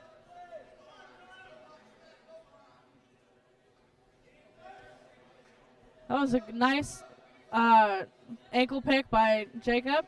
Very smooth. Betancourt on top. Under 10 to go. 12-7. 12-1 the score, I should say. Nearly got a near technical, or a 15-plus victory, which would have been 5 points, but he'll get 4 points for his effort. A great performance there by Betancourt, wasn't it? He was really Yes, of dominant course. over Garley. Yeah, he came out very aggressive, and he did the best he could, and he sure did great. We will continue in JV. We only have 2 more JV matches remaining, and we'll see one more senior for Yes. Petaluma on this senior night. Parker Loden takes on Jacob Isola at the 162. Yes. Parker Loden is also a first-year wrestler as a senior, so tonight will definitely be remarkable for him as the season comes to an end. Another special night for one of 13 seniors on this Petaluma wrestling team. Oh, Loden sprung out like a bug and nearly made himself fall over. Oh, yeah. Parker's a little clumsy, but otherwise he's pretty good on his feet. Oh, you can see the footwork. There you He's go. quickly active. Ooh. They'll be out of bounds. Loden aggressive early Oh, yeah. on Isola. Yes, they both came out very aggressive, so we'll see who wants it more. We've seen a lot of aggressive matches. The adrenaline, the energy has definitely been a factor in a lot of these. That's for sure. A lot of people that come here would say see aggressive matches, but like to see action happen, you know? Yeah, 500 people, well, not five, about 300, 200 people fill this gym. They don't want to be bored. They want to be excited. Exactly.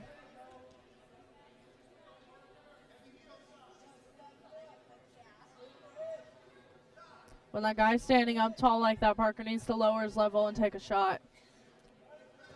Isola instead trying to take a shot. But Betancourt Ooh. grabbing the back of him, throwing him to the ground, getting him in a pin position. Stop, Parker! Isola squirming away and trying to stay alive.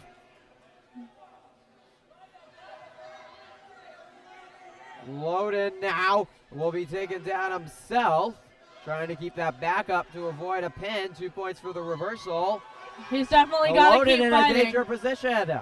He's got to get his arm out by the head. He's got to just keep turning and get out. He's got a bloody nose right now. Loden Someone's got to call time. Wait. squirming, escaping. We're tied here at 2 with 20 seconds left in the first. Yeah. A painful position for Loden, but Yeah. he's just keeping his back up. Loden's just got to keep fighting and try to turn to his stomach. 10 seconds left here for Loden to survive. He's just got to keep fighting. That is the end of 1. Loden able to hold on. He was really aggressive at a good start, but Isola was able to turn around second half of that first. Yeah, that's for sure. He definitely did turn around, and I think he noticed that Parker did come out aggressive, and he realized he needed to be a little more aggressive than he was being.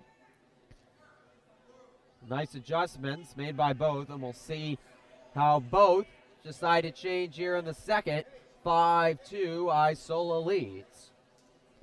So Loden's taking down. He's either gonna want to stand up or try to get a reversal.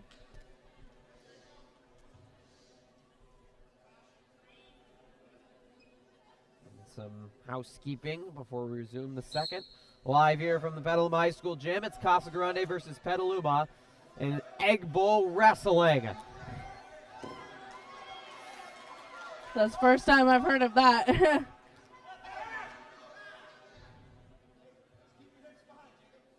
So Isola continuing to be the aggressor from the first. He saw him grab onto the headgear. That's a penalty when you grab onto anywhere on someone's headgear.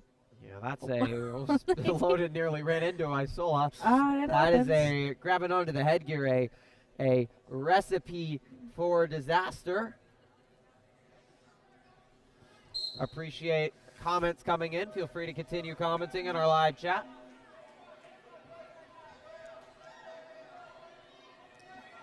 Parker's trying to grip onto that leg as hard as he can. Right now, he's just going to try to look away and not get pinned.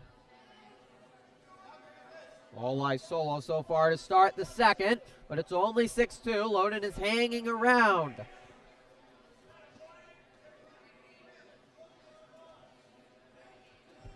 you want me to go tell him that time? Are you sure? Okay.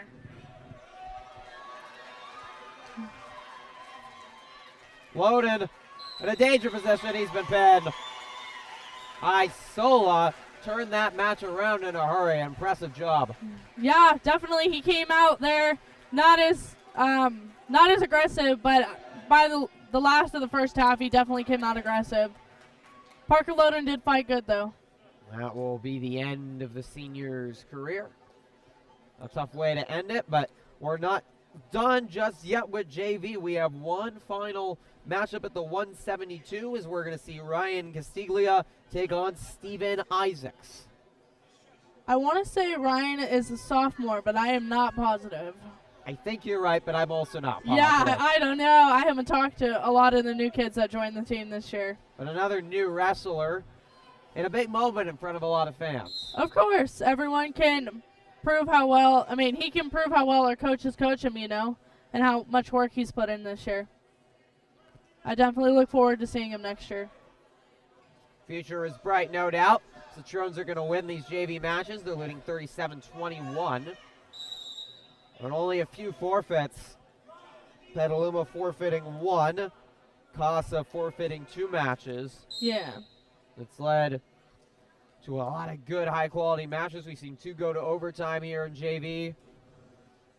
And this is the future. You'll see a lot of these wrestlers duking it out in the years to come as Casa faces Petaluma and likely will continue to be deciding VVAL titles.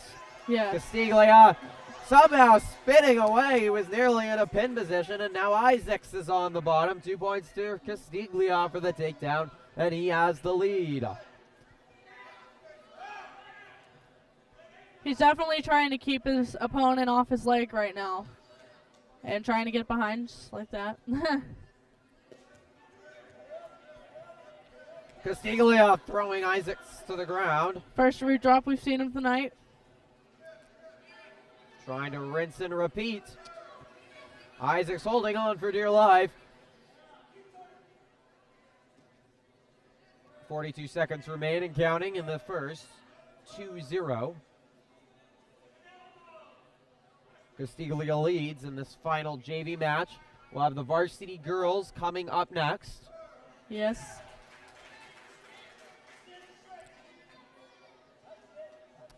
I believe one of the girls that are wrestling are Logan Pomey, but I am not positive. See Logan Pomey, Brooklyn Shattuck. We'll get the full lineups introduced. The varsity girls team undefeated in VVAL.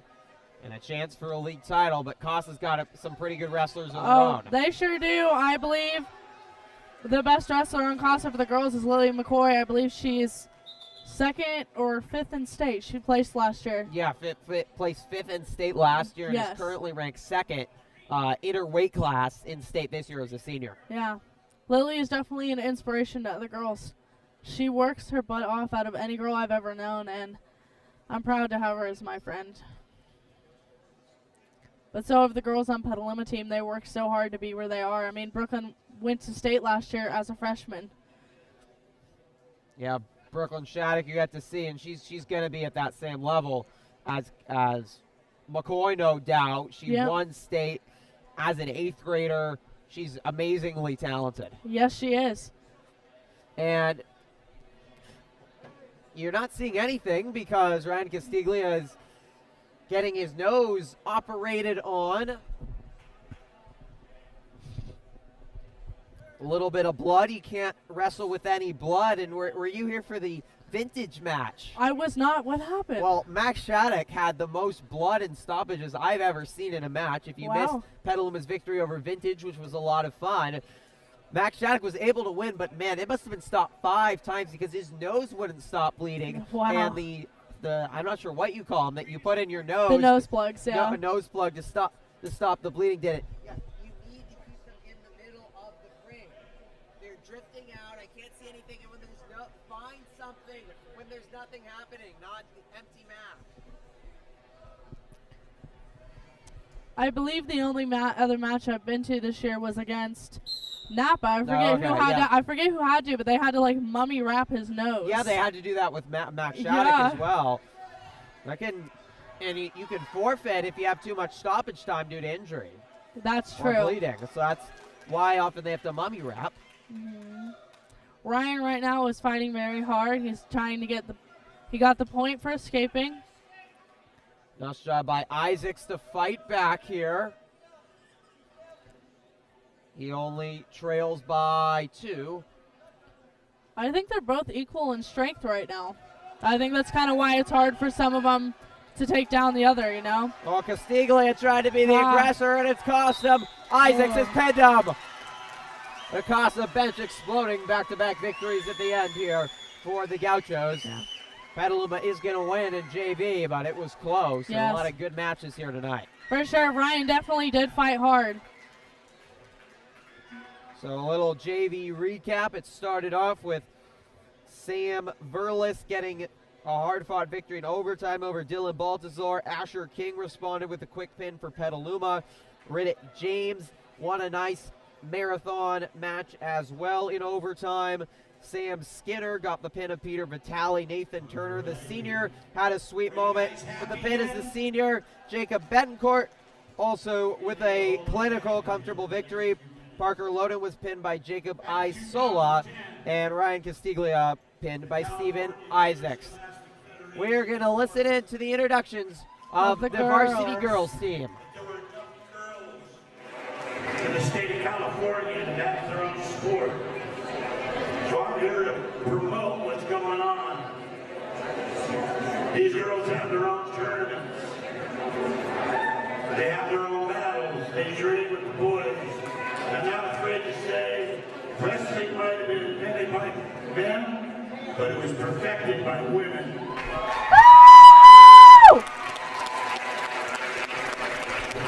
That's right. But we need more of you to come out. Don't be afraid. The coaches here will train you, and you can be tested for greatness. So keep that in mind. Starting at 189 We're just going to have to guess. we have a double forfeit. On up to 235 pounds. She's ranked number 4 in the state, number 8 in the nation.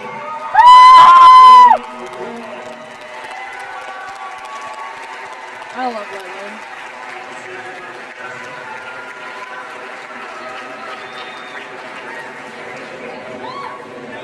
We're going in at 101 pounds. From Petaluma, Amelia Grevin will receive a forfeit. Billy Grevin is a freshman this year. She's wrestling 101 and she's been wrestling since At 106 pounds. She qualified for state at 101 last year. Brooklyn Shattuck. Petaluma High needs a girl, so does Casa, for 111 pounds. Back up, we have 116 pounds from Petaluma, CC Neubauer Moss.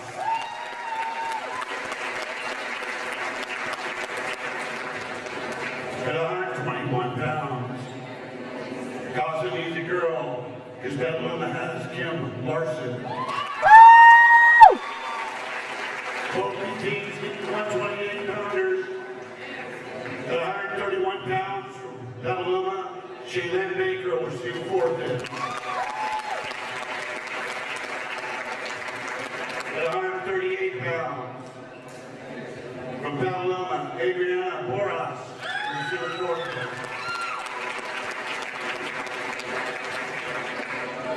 Not to disappoint, we're going to start wrestling at 145 pounds.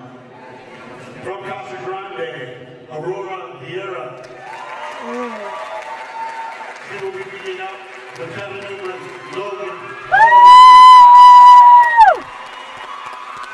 This match I am very excited for. They are both very good wrestlers. Tonight, Casa Grande brings Skylar Finley. She will be beating up the Petaluma's freshman, Maldonado.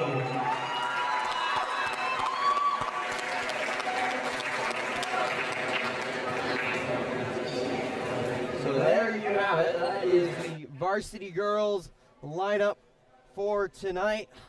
Casa with a smaller team. Petaluma, even they're all underclassmen, which Yes. is remarkable. It says a lot about this varsity girls squad, and they barely had to forfeit anything. They nearly filled a full varsity girls team.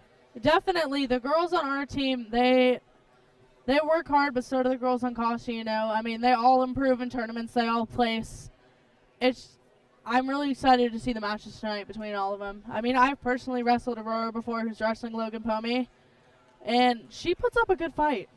So does Logan, though. She fights very hard. She comes out aggressive, and I'm excited. Yeah, so we'll see 2 matches on the varsity girls lever. Skylar Finley and Maldonado for Petaluma as well. And the huge cheer, one of the loudest cheers of the night, for Lillian McCoy, 8th in the country. Yeah, she's remarkable, isn't she? She is so inspirational towards other women who don't do wrestling. I mean, she is someone that I look up to, and any of the girls on my team look up to. She puts all the effort in like any other girl, but I believe she puts more in than the norm. 2-time state qualifier, 5th in state last year, currently ranked 2nd in the state, 8th in the country. And we won't unfortunately get to see her wrestle because Petaluma doesn't have any heavies.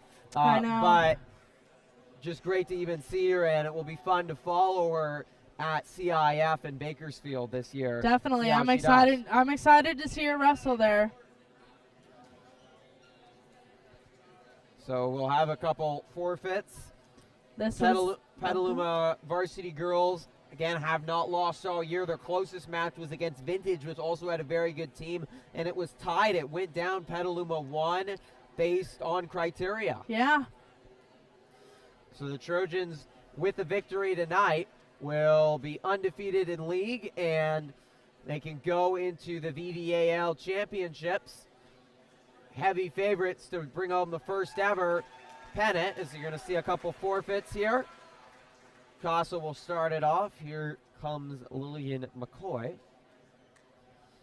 Gauchos have had a lot of success as well, though, not just with McCoy. They have some excellent wrestlers as well, and after this, you'll see varsity boys, really the matches that everyone has been especially hyped about. We have a full slate, full 13 varsity boys matches between Casa Grande and Petaluma to decide the VVAL title. Yeah. It's going to get loud and crazy in here. It's definitely going to in a little bit. Amelia Grevin, a very talented freshman.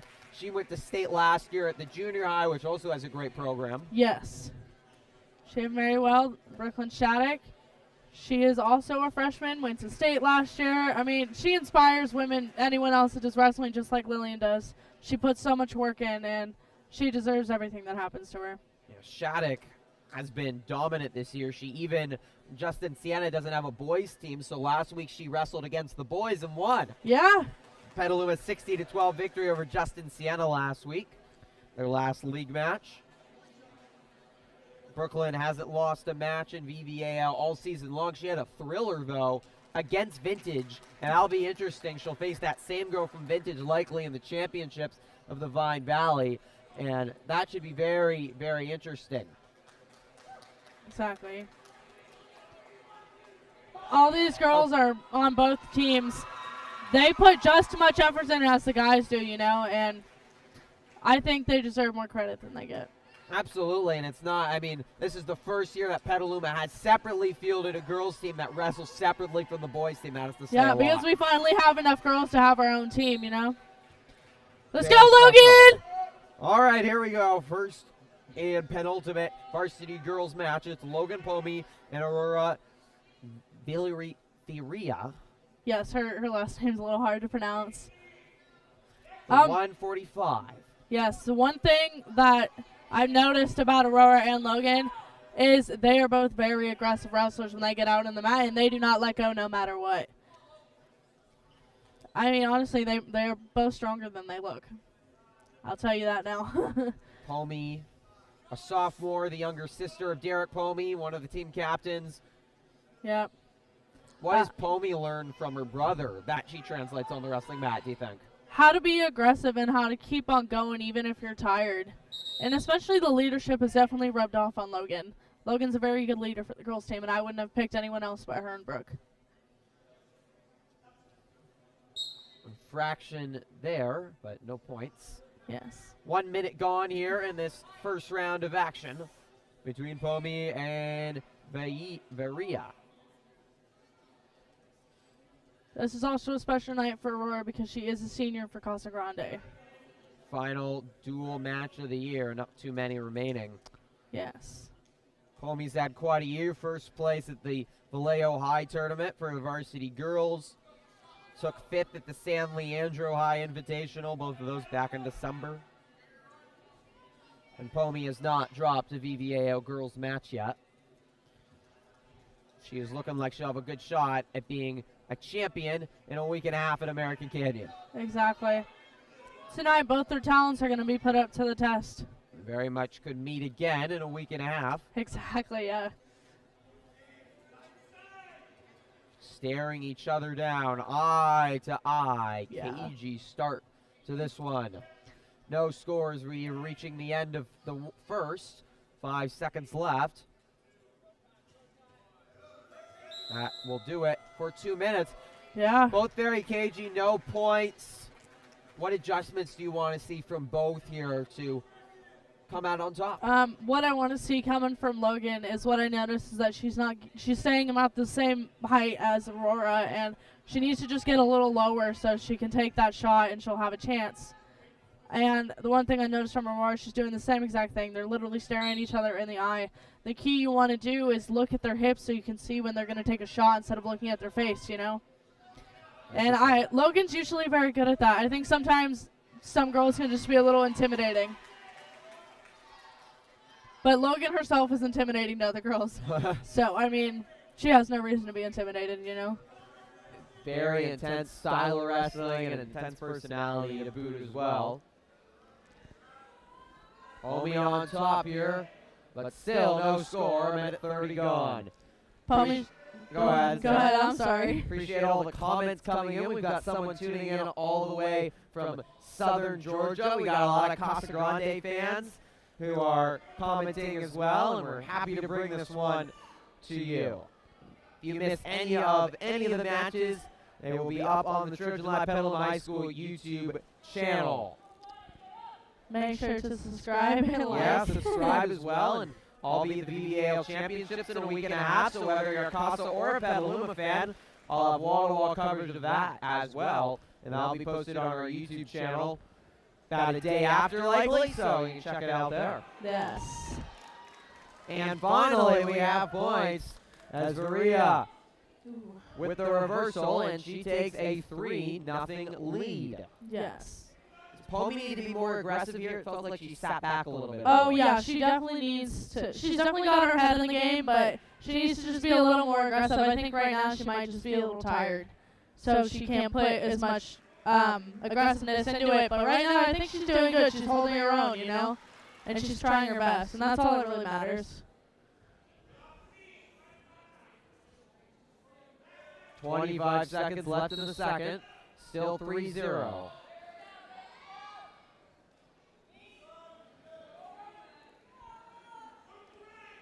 Pomey also some varsity softball team as a freshman. Lots of strength. Well conditioned, but she's going to have to battle through some fatigue here if she wants to come back.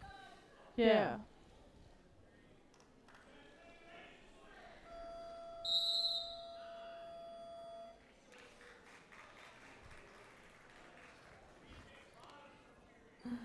So we've reached 4 minutes, still 3-0. Not a surprise, Maria will start on the bottom, try to get a victory here in the varsity girls level.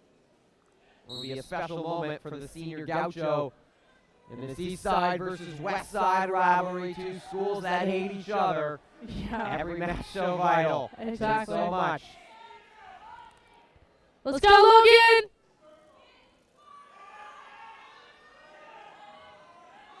Pomey trying to get something going. She also finished 4th at Queen of the Mat in Pittsburgh over winter break. And she'll get the escape to finally get on the board. Yeah. Still trailing by 2.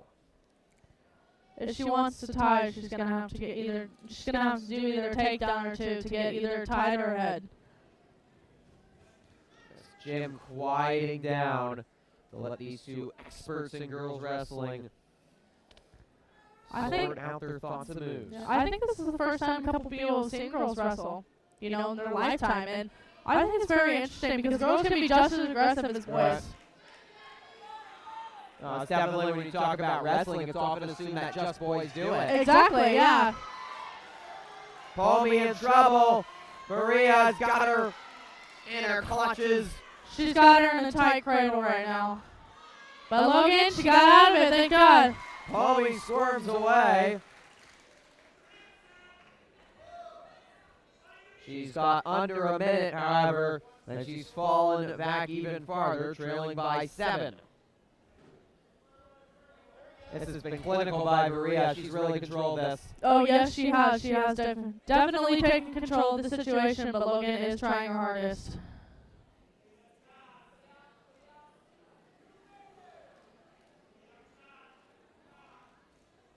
"30 seconds left. Pomi at the bottom. There's some big seniors on last year on the girls' team. Sydney Diaz led them. And how much did they help teach a lot of these sophomore girls now? Sydney Diaz has definitely influenced all the girls that have left to carry her legacy. She proved how hard it was to work and how much effort she puts in the time of day. Like, she even took the spot of a varsity boy last year. And I think that proved to all of us that we can also do it as well as long as we push as hard as she did, you know.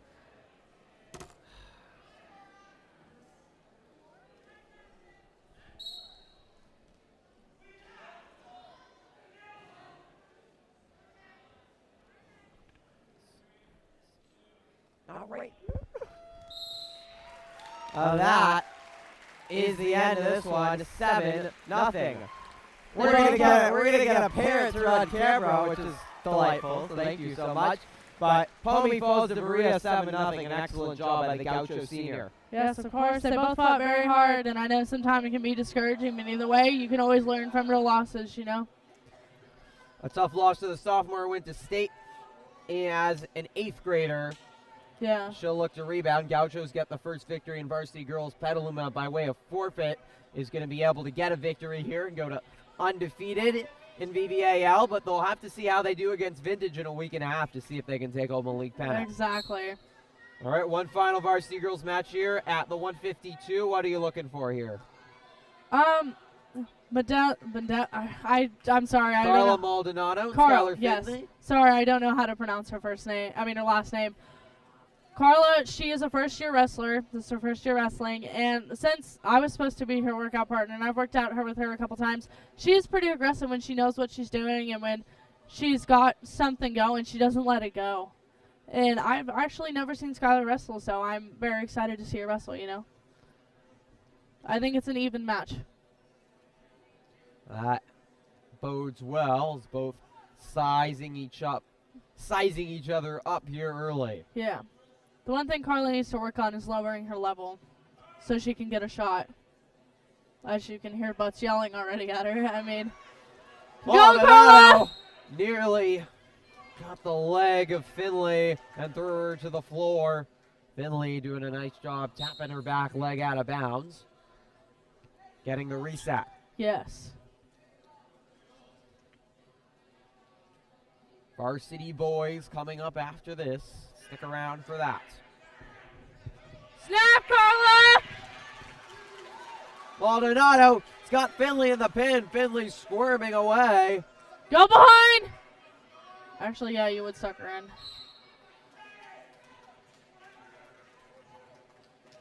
And Finley again just able to get away. I appreciate the Gaucho parent who volunteered a couple minutes to help run camera while our cameraman took a bathroom break. That was nice of her. And already a long evening and the premier event of the night Yes. is still to come. Get behind, Carla! Right now, Carla. Oh, Maldonado no. leading 4-0. She's got to keep circling towards the head if she wants to get her to turn. Finley has been on the end of it. Finley in the pin. Maldonado Come trying on, to Carla! finish her. The buzzer is getting close.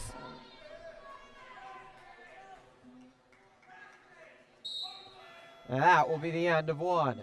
Carla's definitely came out more aggressive than Finley has, I believe.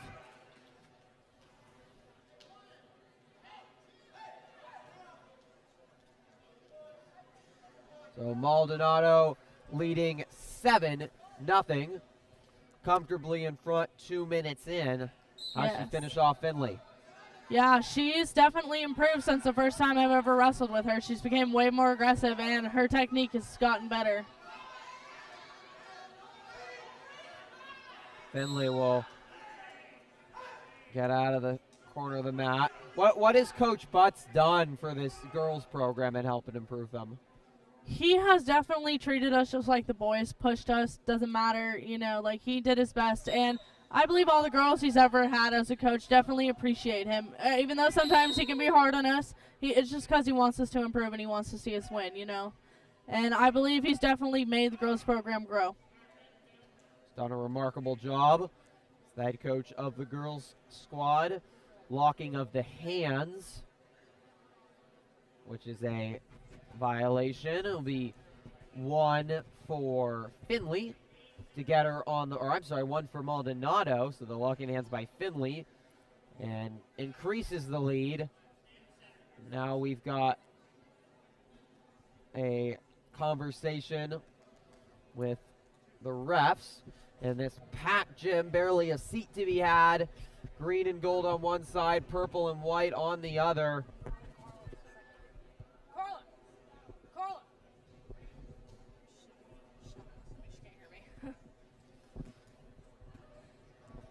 Sorry about that. And more people have continued to file in as the evening's gone on.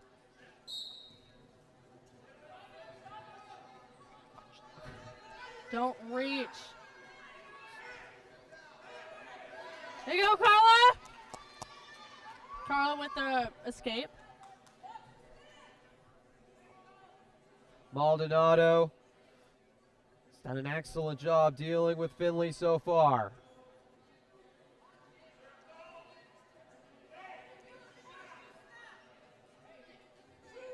Carla, lower your level!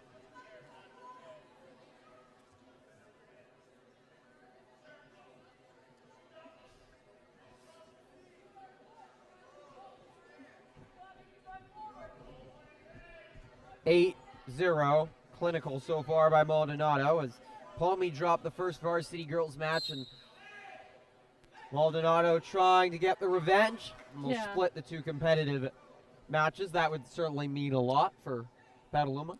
It sure would. Trojans got forfeits from Kim Larson, who last name might sound familiar, younger sister of Michelle Larson, who is probably the ultimate legend of Petaluma girls wrestling. Definitely she placed second in state.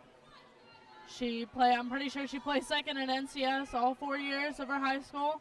She always came to second to this girl from Rancho named Vicky. They are both very talented girls. Maldonado's got Finley in the pin. Tee off, Carla! Finley's done a nice job just a couple times being able to roll out of it. So we're reaching the final seconds of the second. 10-0, Maldonado in front. Come on, Carla!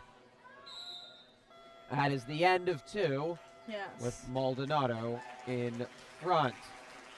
Dominance by Carla Maldonado. For sure. As we have 2 more minutes left to go here. Carla's either got to break her down and pin her, or she's going to try to go for the points and just keep her down as long as she can.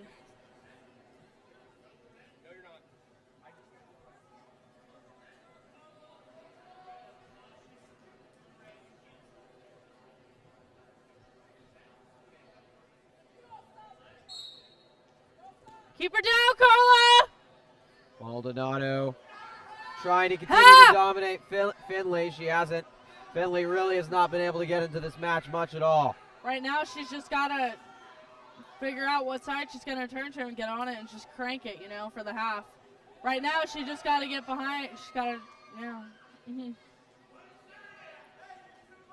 Petaluma JV took the victory over Casa previously. We almost had a full slate of JV matches and a lot of good close matches. You can go back and watch. Trojans in the end were the victors.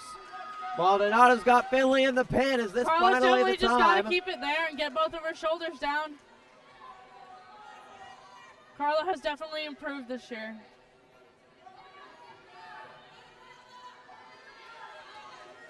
Tee off, Carla! Right now, she just got a tee off, and There is the pin. What an effort Go, by Carla Carla! Maldonado.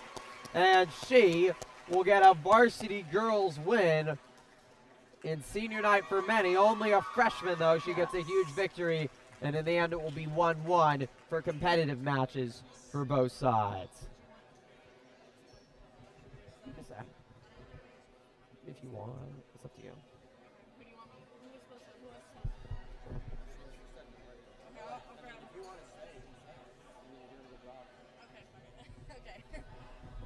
All right, so we are going to see the varsity boys coming up. If you're just joining us, I'm Griffin Epstein. I'm Sarah Kukmarkovich. And it's been an exciting evening so far, but a lot of the hype, a lot of the build-up, all the students, these next 13 matches are why they're here in the end. Definitely. I really hope everyone in the stands from both sides is cheering on each team member, and they just get the adrenaline to either pin either one, you know, and I think it's going to be very exciting.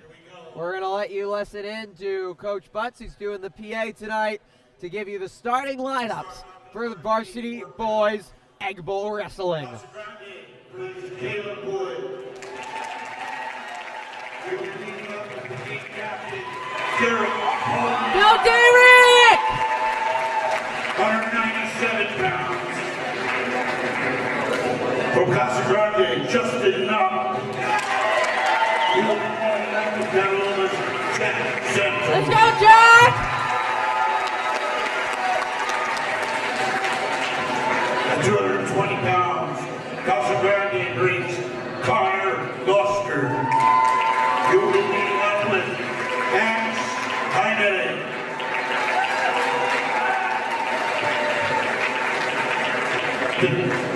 On up to heavyweights. From Casa Grande, Jack Barris. He will be meeting up with Petaluma's Derek Honey. Let's go, Honey!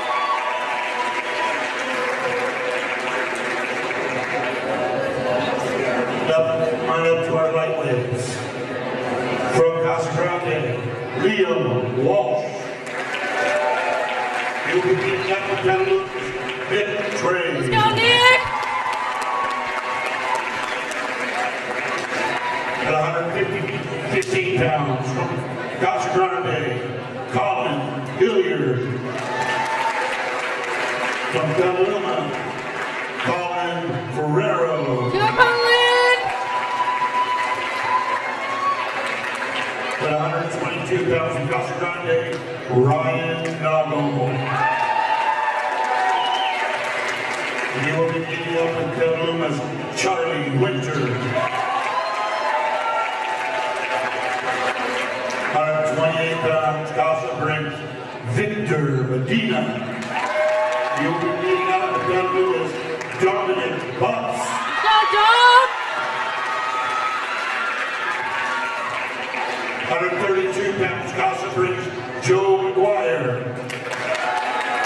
Petaluma sending out Matt Shattuck.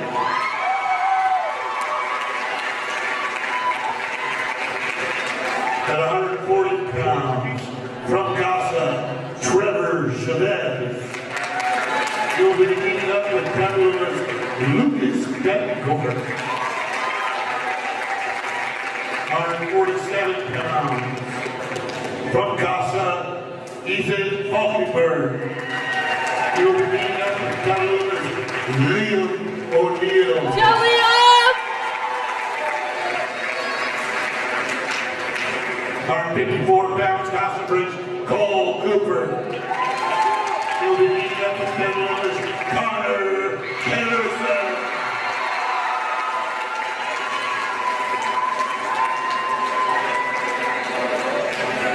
At 162 pounds, You are looking forward to seeing. Casa brings Zach Bell. Matches in the back. He'll be meeting up with Petaluma's Colton Freeman. Let's go, Colton!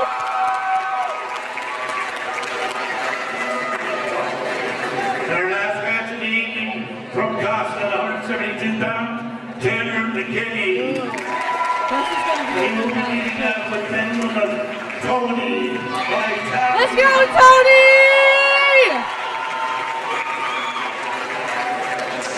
Captains, coaches to the middle. All right, Sarah.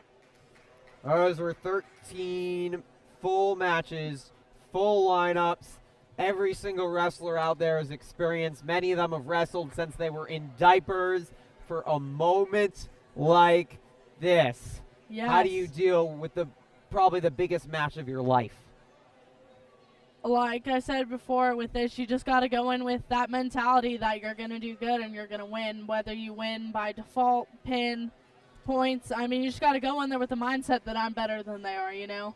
You just got to prove it, and especially with all these boys out here, they all work so hard, and I've known them since 7th grade. I've wrestled with them since 8th grade, and I have never seen anyone improve more than they have. And like my coach said earlier when he was announcing them, it's a special group of boys, you know, that come around every once in a Yep. while. Every And 20 years, he said. yeah, I mean, this is definitely a special group of boys that neither coaches are ever going to forget. 13 seniors, 9 seniors on this varsity lineup, back-to-back Sonoma County League titles, and now with a victory tonight, in all likelihood, a Vine Valley Athletic League title. Yeah, I really hope they get it because Petaluma definitely deserves the credit. Whether Yeah, they win or not, they should get the recognition, you know? It's been a long road for Coach Slosher to build up this program, Oh, but it's been for a definitely. moment like this. Yeah, not gonna lie, I saw Slosher a little nervous about tonight, but I know he believes in the boys and girls he coaches, and he wouldn't want anyone else. Yeah, and all signs point towards this being a very close match. Casa has talked about this is all they've wanted their season. They want a victory tonight, and they knew this match was going to side VVAL. And Petaluma, they want a league title too. It's going to come against the Gauchos. That's all that matters. Exactly. Here we go. Varsity boys, we're underway. Derek Pomey, one of the captains at 184 against Caleb Wood, and this was one of the matches you were looking forward to, Sarah. Yes, this is definitely one of my favorite ones. I've seen Pomey wrestled since 7th grade, and he's improved so much, just like my coach said. He bounces from whatever weight class you want him to be at, and he succeeds whatever weight class he's at. And he's definitely proven that he deserves to be here, just like anyone else. And this will definitely be a special moment for either senior tonight. But whoever wins, I believe that they deserved it, you know. Like right off the bat, they both came out very aggressive. 2 points for the escape for Wood. Pomey's in a dangerous position, having to Come on, swerve Pomey, you got a away. kick! You cannot afford a pin because it's going to be very close. As Pomey does a nice job with the escape, Definitely. but still trailing 5-0. But even if you can't win a match, keeping it close is so important because all indications have it that this is going to come down to a couple matches, a couple points. Exactly. It's really going to. I mean, preferably if someone from Petaluma does end up losing, I'd rather them lose by attack than pin. Because then it gives them a chance to catch up. Wood takes down Pomey again. 30 seconds remain. 5-0 Caleb Wood, 2 experienced seniors. Some of the best Petaluma wrestling has to offer. Exactly. Trojan crowd trying to encourage on Pomey, but he's on the back foot early here. What's he need to do? He needs to just come out more aggressive than he was. He needs to be more aggressive and make Caleb realize that he deserves to be on this mat. He doesn't, you know? I mean, Pomey's doing a very good job at trying to escape. Don't get me wrong. It's just, I feel like... What a monster Whoa. throw! Ouch! Pomey holding his head. You worry about that. Yeah, and I'm pretty sure his shoulder, he also had his shoulder at the same time, and that's illegal to have. And Pomey got slammed right on the back of his head, and I won't be surprised if Pomey does not get back up and fight, but I really hope he does. That is You know? not what you want to see at all. No, but that was a hard hit. Yeah, you could hear it as Yes. Woods threw Pomey to the ground, and now Pomey is looking up at Coach Schlosser, but holding his head again. And with all the concern about concussions in sports, it's hard to imagine allowing them to play. And I don't know who this man is, but he is looking at head coach Paul Schlosser and vehemently shaking his head as in, no, you should not continue having Derek Pomey out there. Are you talking about the guy in the black sweatshirt? Yes. That's his father. Oh, That's Derek's father. yes. Yes. That's That- Mr. Pomey. That would be a proponent to not have Pomey continue as much as you want this for the senior leader. And this has to course. be hard for him. But, I mean, Pomey's just got to take a minute, to recuperate himself. He got slammed pretty hard. I mean, Yeah. I'd be scared too, Surprised there if that you didn't call a penalty, as you said, they grabbing the shoulder. Well, when a penalty is when you redrop someone, you're not allowed to have a hand like this or anything, So, I think that's what happened. Also, because he got slammed on his head, it was too hard of a hit, so they will call a penalty for being too rough. It's all right, Pomey. So a rough way to go out on a senior night for Pomey. You can see the frustration, thrown down, hit in the head. And as he walks off near us, he looks very woozy. Very might want to check dazed. him out after. Yes. He's worried about a concussion or any other type of head injury Yeah, as a he's- major concern. He's definitely got to go sit down right now and drink some water and try to concentrate. Not totally look around, but, just concentrate. So Caleb Wood will get the victory to start, and we'll move to 197, which is probably the Trojans' weakest spot at the heavies. Trojans excel especially at the lights. However, Jack Santos has been big for Petaluma at 197. First, though, It's we're Jack going to right now. go, I guess they skip 197. Oh, they might have changed it, switched them around. I don't Okay. know. So we will see 197 with Jack Santos. We're going to go to 220, where we're going to see Connor Gloucester and Max Jaime Uncherendo. Yes. And one of the more inexperienced varsity wrestlers for Petaluma. Yes. I have not seen him wrestle this year, but I'm looking forward to it. This Connor, though, he is a very aggressive wrestler from Casa. He has done very well over the years he's been wrestling. And I'm excited to see if Max can handle it.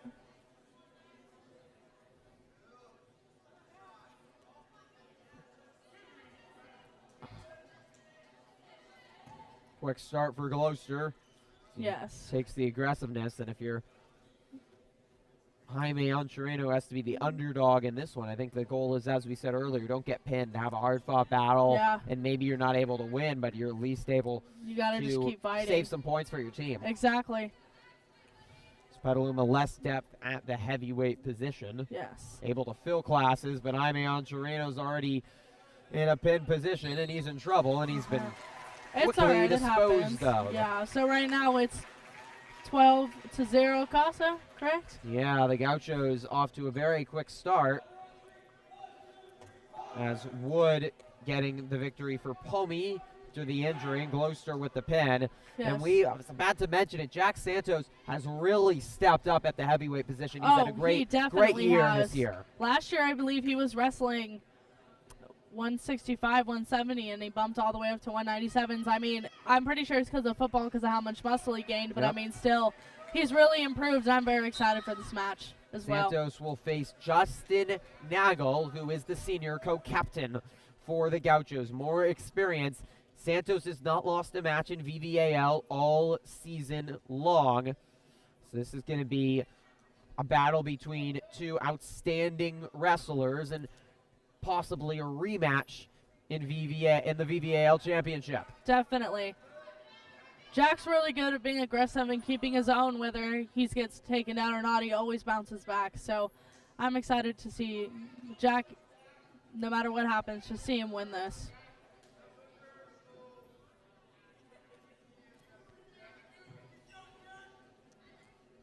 And what's the strategy here at a heavier weight?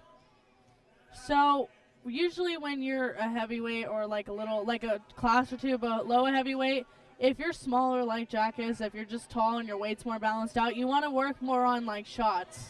and takedowns. But when it comes to people like Derek Honey, who's actually heavyweight, you're going to want to do like throws and stuff like that.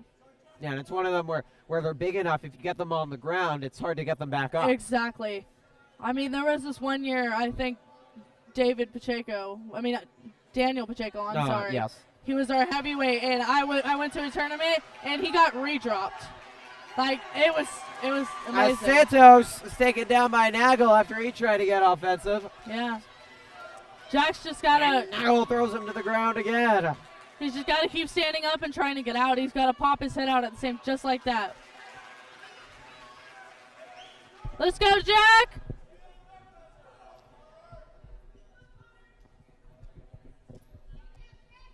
So, we're going to try to clarify this later, Sarah, but after that Derek Povey match, at least at the moment, they gave the points to Petaluma. Oh, they did? And they did raise Pomey's hand at the end.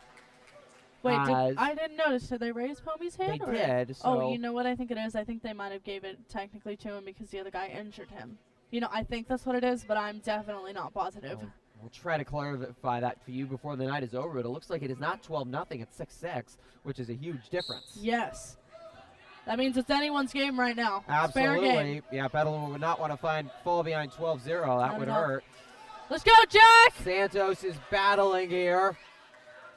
Spinning away.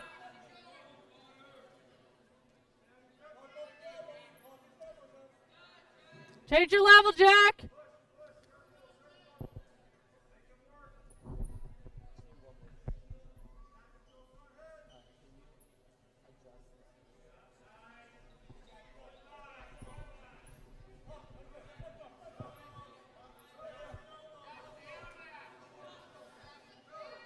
It's been a cagey match here as we approach the halfway point of the second.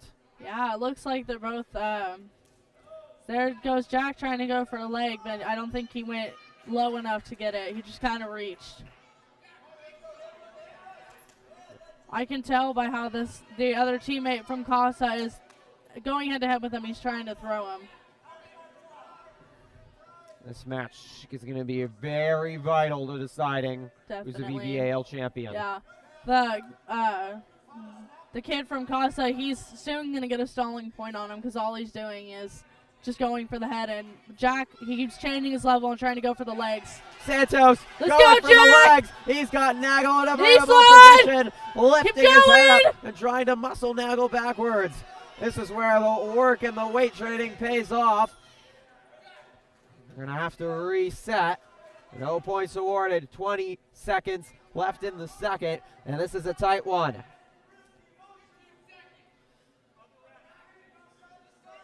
Nagel was named the MVP of the Gaucho wrestling team last year, but Santos is challenging one of the best Gaucho wrestlers, only a sophomore in Jack Santos. He's on the varsity football team, though, has amazing strength, and it has really paid off this year for him. Now he's got the most important 2 minutes of his wrestling career. What does he need to do to come out with a W? He's just got to keep him down and try to either pin him or just keep doing combinations to where he'll keep getting points. Right now, I think Jack has a very good chance at keeping him down. He's very good on top. He has this certain move, what he always do, but I forgot what it's called. Santos trying to get Nagel's leg. Nagel, excellent strength to stay on top of Santos. There you go, Jack, drive! And not get thrown on his back, which is exactly Keep where you don't want to driving! be in wrestling. 1 point for the escape and one vital point for the escape. 1:25 and counting left. It's 3-2. Santos won at the American Canyon Wolfpack Invitational a couple weeks ago. Yes. And he's been pretty dominant in his match. It's been a long time since he's lost even one, but he's going up against one of the better wrestlers in the area, and Justin Nagel, here at 197. Definitely. We've seen this story before. Nagel on top of Santos. Jack, get off your knees! But Santos trying to get in the offensive position as they're going to be out of bounds right in front of us. Coach is giving Santos instruction. Head coach Luis Chavez for Casa Grande as well, instructing his co-captain Justin Nagel. I believe what Coach Eddie is trying to tell Jack is when he goes to shoot, he keeps his head down instead of up, so it's harder to get all the momentum to go towards the person. 40 seconds left, or Nagel could get a huge victory for the Gauchos. They stand back up. Short Dos time, Santos Jack! on a surge. He's got to get You aggressive. gotta go, Jack! Nagel trying to stay up. He nearly on, got him. Jack! 30 seconds remaining here. Nagel on top of Santos. 20 seconds remain. Santos got to go. 13 seconds. Short Santos time, got to pull a Jack! trick out of his head. He goes for the leg. Keep going! But Nagel is staying firm. 5 seconds left. Come on, Jack! That will do it. What a victory by Justin Nagel. And a hard fought, but in the end a defeat for the talented sophomore Jack Santos. He won't have to worry about Nagel next year at least. You know, Jack did his best, and you know what I like about him is he always fights no matter what. So Casa will take the lead 12-6 as we head to the heavyweight. Now we have Derek Honey and Jack Ferris for heavyweight. And Trojans would like to have something from Honey, who's Definitely. a junior and has been in the heavyweight spot the last couple years for Petaluma. So hard to fill, but Yeah. Casa also filling it with Jack Ferris. Come on, Honey! I gotta say about Derek, though, is when he gets mad, he gets aggressive. Like, he gets strong. We'll see if facing Petaluma's biggest rival makes him mad. He's quickly trailing 2-0 though on a takedown. Definitely. He's just gotta work his hardest, try to get up, and just try not to get tired, you know? He just gotta try his best, and like how this guy's doing right now. See, Honey's trying to roll him, but the guy's just good at staying on top. Build your feet! We talked about it once they're on the ground. It's so hard It's really hard for to them get, to get back up, especially exactly. when you're well over 200 pounds. Yeah. I mean, honestly, Honey doesn't even look that big. It's just so much muscle he has. Come on, Honey Honey! got turned. He's in a bad spot, and it becomes bad to worse in a flurry, a pin, and right now, Casa in command after the heavies. Yes. Jack Ferris with the pin, and Trojans are yet to win a match. Now we're on to the lightweights. And Petaluma badly needs a victory, it feels like right now, just for momentum. They definitely do. Like, right now it's Nick Trave and Liam Walsh. Nick Trave is very talented. I believe he's gone to nationals a couple times, and he's placed at really big tournaments. Yeah, Trave, we talked about some of these Petaluma wrestlers wrestling since diapers. Trave is one of them. yeah. His father owns a wrestling academy, and Trave is Vallejo, one I of the believe. best in the biz. Yeah, he definitely brings something to the Petaluma team we haven't seen for a long time. And he's very, as you can see, he might be small, but he is super aggressive. So technical, so good with his feet as well. As Oh. he faces Liam Walsh here at the Yes. 108. Trave, undefeated in VVAL, coming in.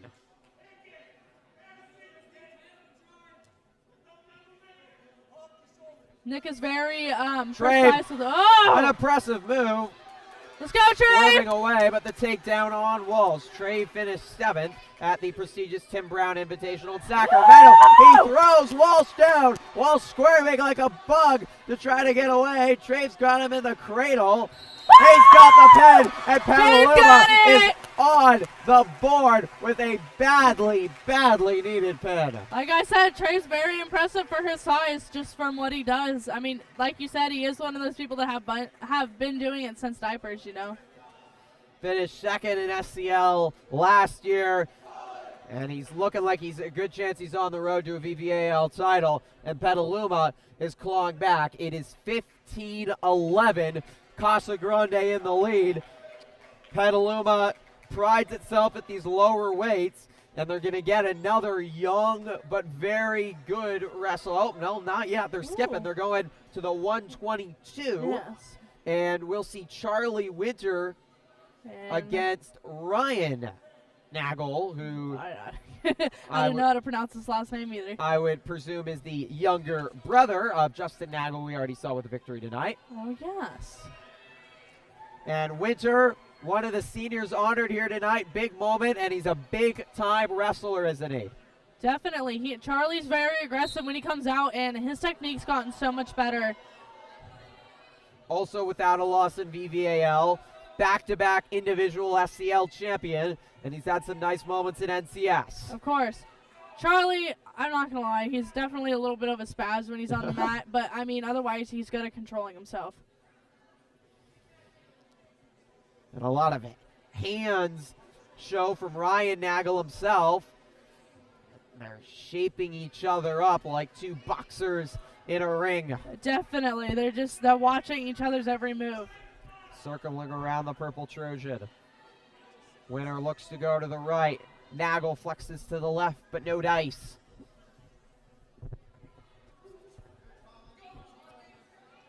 And it's who strikes first, who makes the first big move. That could make all the difference in this match. Yes. And it's these lightweights. It's all about flexibility and athleticism and speed, too. Oh, especially when you're lighter weight, people expect you to be fast at what you do, you know. So that's why I feel like people that are in the lower weight classes, they have faster speed just because they can build more adrenaline. I don't know what the word is, but adrenaline. Yeah. Yes, there we go, adrenaline. Yeah, so they can last longer. No points. 30 minutes. 30 seconds. I would hope it's not 30 minutes. They could be out here forever. Oh yeah. 30 seconds remaining in the first. Definitely, Charlie is one of those few wrestlers that really analyze his opponent. And sometimes you don't want to do that because then the opponent just acts so fast you don't even know what happened. But Charlie's very good at moving his feet and keeping his hands down by his side, so he's ready to attack whenever. Both in the arm lock. Let's go, Charlie! Late aggression by Nagel to try to get Winter to the ground. But end of 2 minutes, no points on either side. Yes. What do you want to see from both here to try to get the upper hand? Very even so far. These look like even wrestlers. Yes, with Charlie, I would really like to see him use the advantage of when he gets the arm like that to just go sweep down a little more and then sweep the leg, you know, and then trip him. But with Ryan, I don't really know what to expect, you know, or what I want. I've never really seen him wrestle before. So I guess I'll just see what there is to come, you know. Every point could be vital. We saw a low-scoring match previously. An awkward bend of the arm. Nagel was kind of had his arm twisted around. Winter was holding it there, and now he's holding it. Yeah. And it was a position that did not look natural for an arm to be in. Oh, no, that position is honestly illegal. Like, you can get a point. Like, the other team can get a point for you doing it. Infraction. Winter lucky to get away with it, no doubt. Yes. Charlie's one of the ones to not necessarily bend the rules, but kind of do things he hopes the referees won't notice. And sometimes he gets caught, other times he doesn't, you know. Otherwise, overall, I think Charlie's a very good wrestler.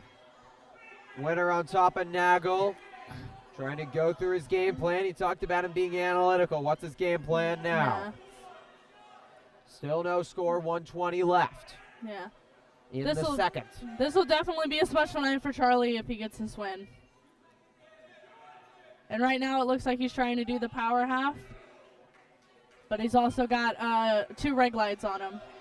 Nagel with excellent strength. And he started on bottom. If Nagel can get up and get an escape, that 1 point could be all the difference. Yes. Winter trying to get the back leg of Nagel.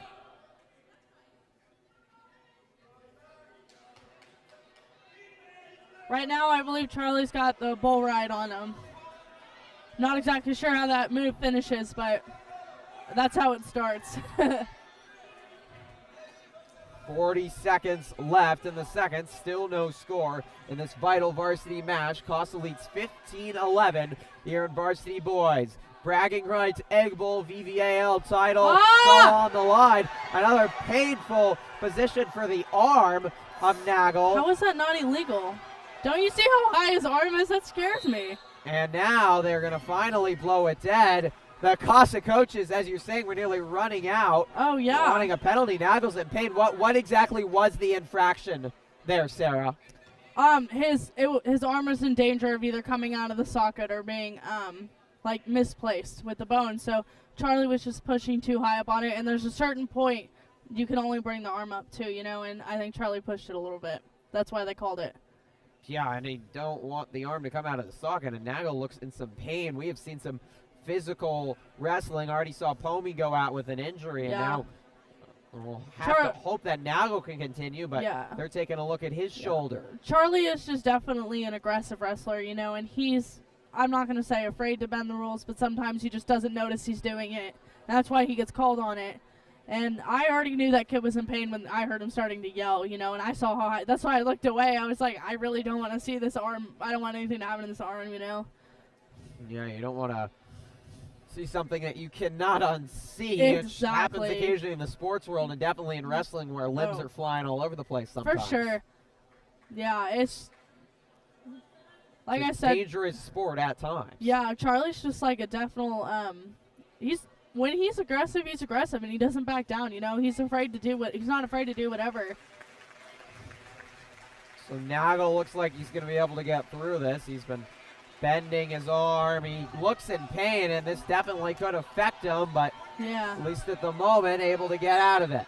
18.5 seconds left in this second, and we are still scoreless.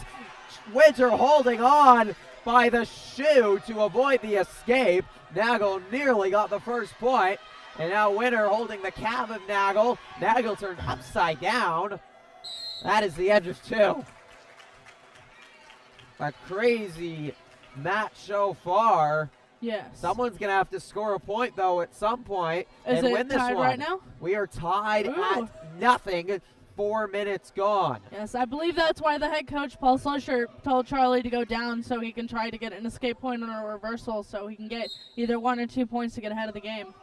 That would make all the difference, and there it is. Now Charlie's just got to keep him there. He's just got to keep him there, and he'll win, you know, or he can try to get the pin. Huge escape point, and in this tight match, a pin would be huge, but a win certainly would put Petaluma back on track, trailing by 4. Definitely. A 1-point victory, they'd only trail by 1. Yes. Charlie's definitely just trying to hold on as long as he can, and he's trying to, right now he needs to change his level so he can get that leg. But I think Charlie's right now waiting till he moves his arm so he can go down.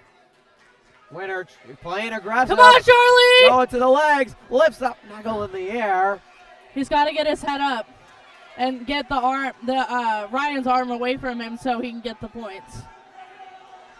Right now, Ryan's trying really hard not to for the takedown. Woo!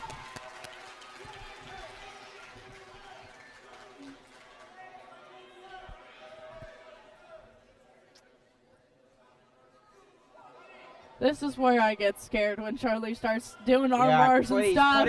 Nagel is at the mercy of Winter. Nagel's arm twisted around behind his back. You can see it at a perfect angle on the camera. That's already a very painful looking position. Exactly. I mean, right now I think the Casa coaches are trying to think, like, why? Because it kind of looks like Charlie's stalling a little bit, like how he's just sitting there, you know. So they might be wondering why he's not calling it. But right now he's moving, so they can't. It's only 20 seconds left. Winter leading 3-0. Again, very painful. I can't look at that. It's scary, dude. And, like, I just imagine the pain he'd be in. And Nagel again in pain. Winter has not shown any mercy to his competitor to almost the level of the extreme. Charlie's not afraid to be aggressive, and he will take no mercy because this is his house, you know. He doesn't want to lose in his house. Especially against the hated rival Gauchos. Yeah. And the Divine Valley Athletic League title on the line in the last dual meet of the year. Yes. Nagel, man, I'm not sure he's going to be able to sleep on his shoulders tonight. I don't think I'd be able to either.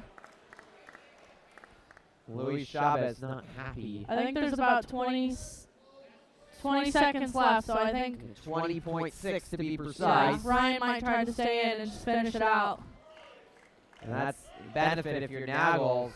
Yes. Turns only get 3 points if Nagel can survive 20 more seconds. Yes. All Charlie needs to do right now, and what his coaches are telling him, is just to ride, which means to stay on top and don't let him up, no matter what. Right now, it looks like Nagel's trying his hardest to get up, but Charlie's just putting too good of a fight. And he's going for the pin right now, I believe. It's been a brutal effort by Winter. It definitely He has not has. been kind, but he has a victory.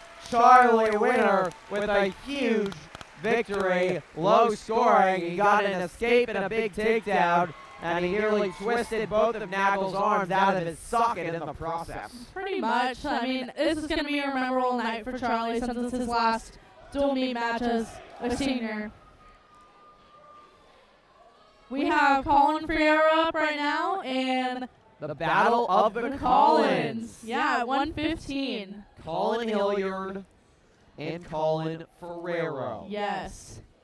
And Ferrero, only a sophomore, but very talented. A young gun in the big spotlight here, Sarah. Oh, he's definitely earned his spot in varsity. He practices so hard every day, and he's aggressive when he comes out too. It's just sometimes he gets a little intimidated by his opponents. Sometimes he just doesn't know what to do. Ferrero quickly in trouble. Excellent arm bar here by Hilliard.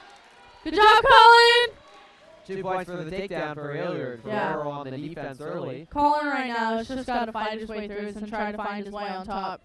It's been a great year for Ferrero, second in the Wolfpack Invitational. And he was sixth at the Bankston Invite in Albany a couple weekends ago. Yeah.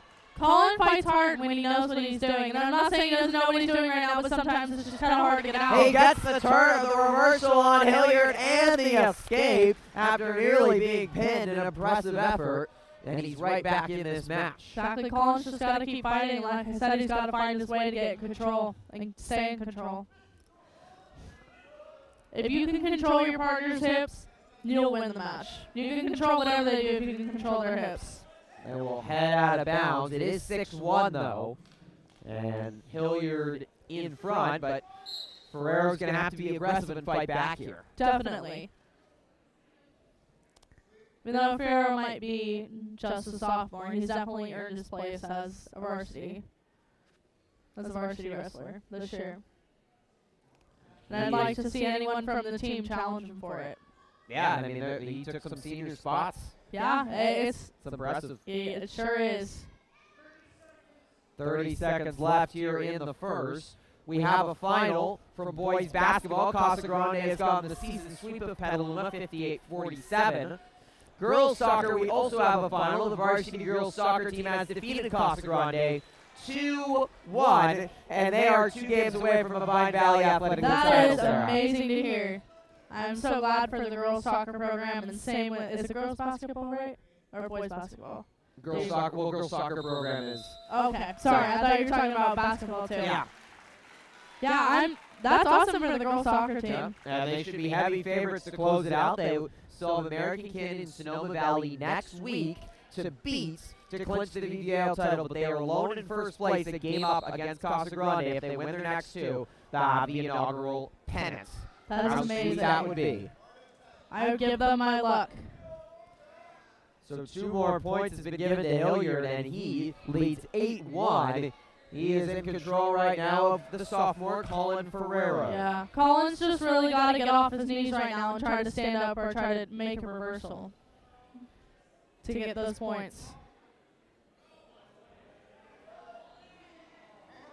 Excellent job by the other Colin Hilliard so far. He's aggressive early, took a lead, and right now he's just riding out this match in control. Definitely. Colin's finding his best to fight him, but it looks like whatever he does, the other Colin just follows him, and is able to stay on top. But right now it looks like Colin, as long as he's starting to get up.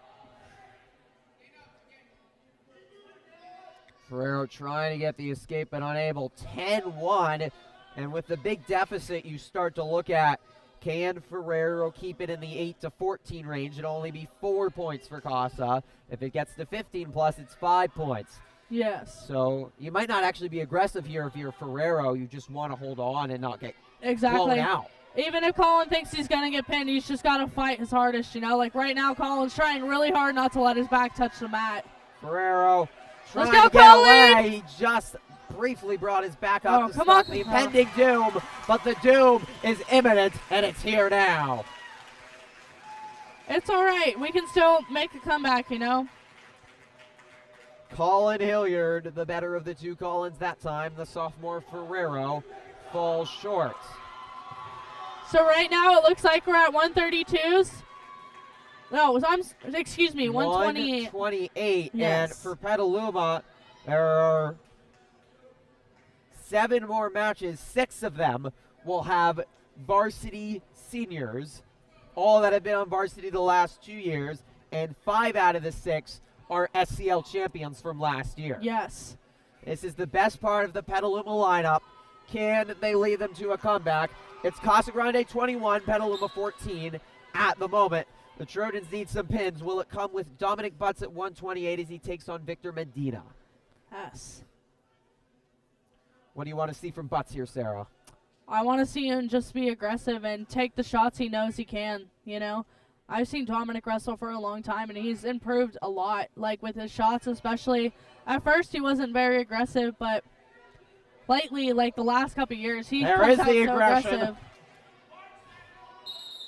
Out of bounds. Butts finished 3rd at the Wolfpack Invitational. He's got a couple varsity victories to boot as well in VVAL. Dom is definitely the one person to finish out no matter what, you know, and A hard fighter. yeah, he fights as hard as he can no matter what, and right now that's exactly what he's doing because he doesn't want to lose in his own house, you know, just like any of the other seniors. This is their house and they want to win. Again, out of bounds is Medina. Butts with the control here. How does he convert that into points? With the control you have, say on an opponent like Butts does on his, he can honestly either do like try to hold pins or something to earn points.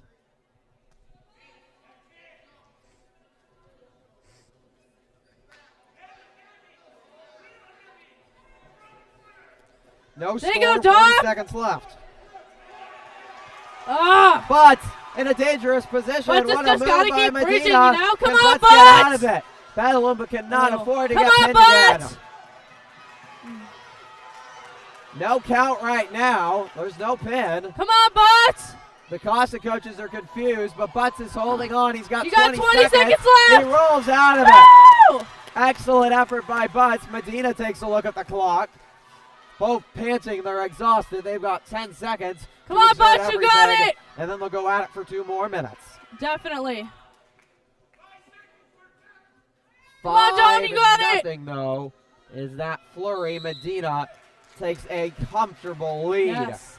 That match turned quickly on one move there, Sarah. Yes, it definitely. I think the problem with the boys is when it comes to wrestling from the hips is they don't really know how to control their hips, so that's why they constantly keep rolling and rolling until one of them just plants their foot and they can keep the weight down. You know, I think that's a problem with the guys sometimes. I mean, it happens with the girls too, but I mean, it mostly happens with the guys. It's weird to see Petaluma lose and fall behind, but right now Casa has the upper hand in the quest for a VVAL title. Their head coach, Luis Chavez, said, "It's our main goal to beat Petaluma for the league title," all the way back on December 10th, nearly 3 months ago. He knew it could be us and them for the league title, and so far Casa has looked ready for the match of the season. Exactly. We've got blood on the side of the face of Victor Medina, so that's going to be cleaned up, and it's going to give Butts a much-needed breather. What does he need to do differently to get back in this one? I think he needs, in my opinion, I think he just needs to come out a little more aggressive. And when he has him, like if he's on top, he just got to keep working to keep him down and try to pin him as much as he can. I mean, it might tire him out, but in the long run, it'll bring him a victory. Medina had a cut on the side of his face, and the medical work will continue, and there's some blood on the mat as well, so that will have to be cleaned up. Yeah, definitely got to clean up all that blood from whatever it is, you know. This beautiful purple Petaluma mat. And it has been very loud in here, especially for the varsity boys games. A packed gym. Definitely. This one has been every thing everyone expected, all the excitement. It's definitely been an exciting night so far, and I'm really excited to see the end and where it goes, you know. I mean, go ahead. Yeah, Petaluma still probably 3 top wrestlers in Liam O'Neill, Connor Pedersen, and Golden Prieto still to come. Yeah. And the Trojans might need them to come back, but they're going to need some help from elsewhere in the lineup to get a victory. You can't just be your great wrestlers, and unsportsmanlike conduct. I'm not sure what happened. I didn't really see it. And now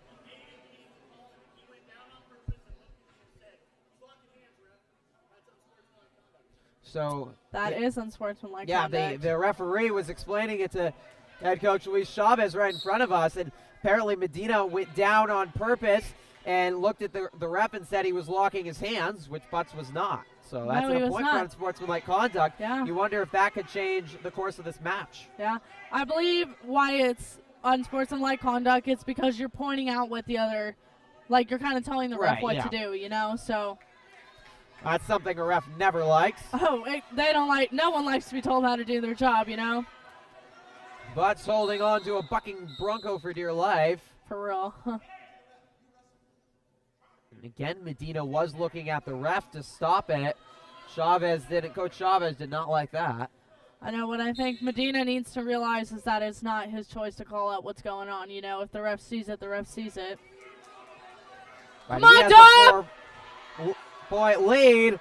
Medina was in a dangerous position, but nearly able to wrestle his back to the ground. Yeah. Could have changed the course of this match.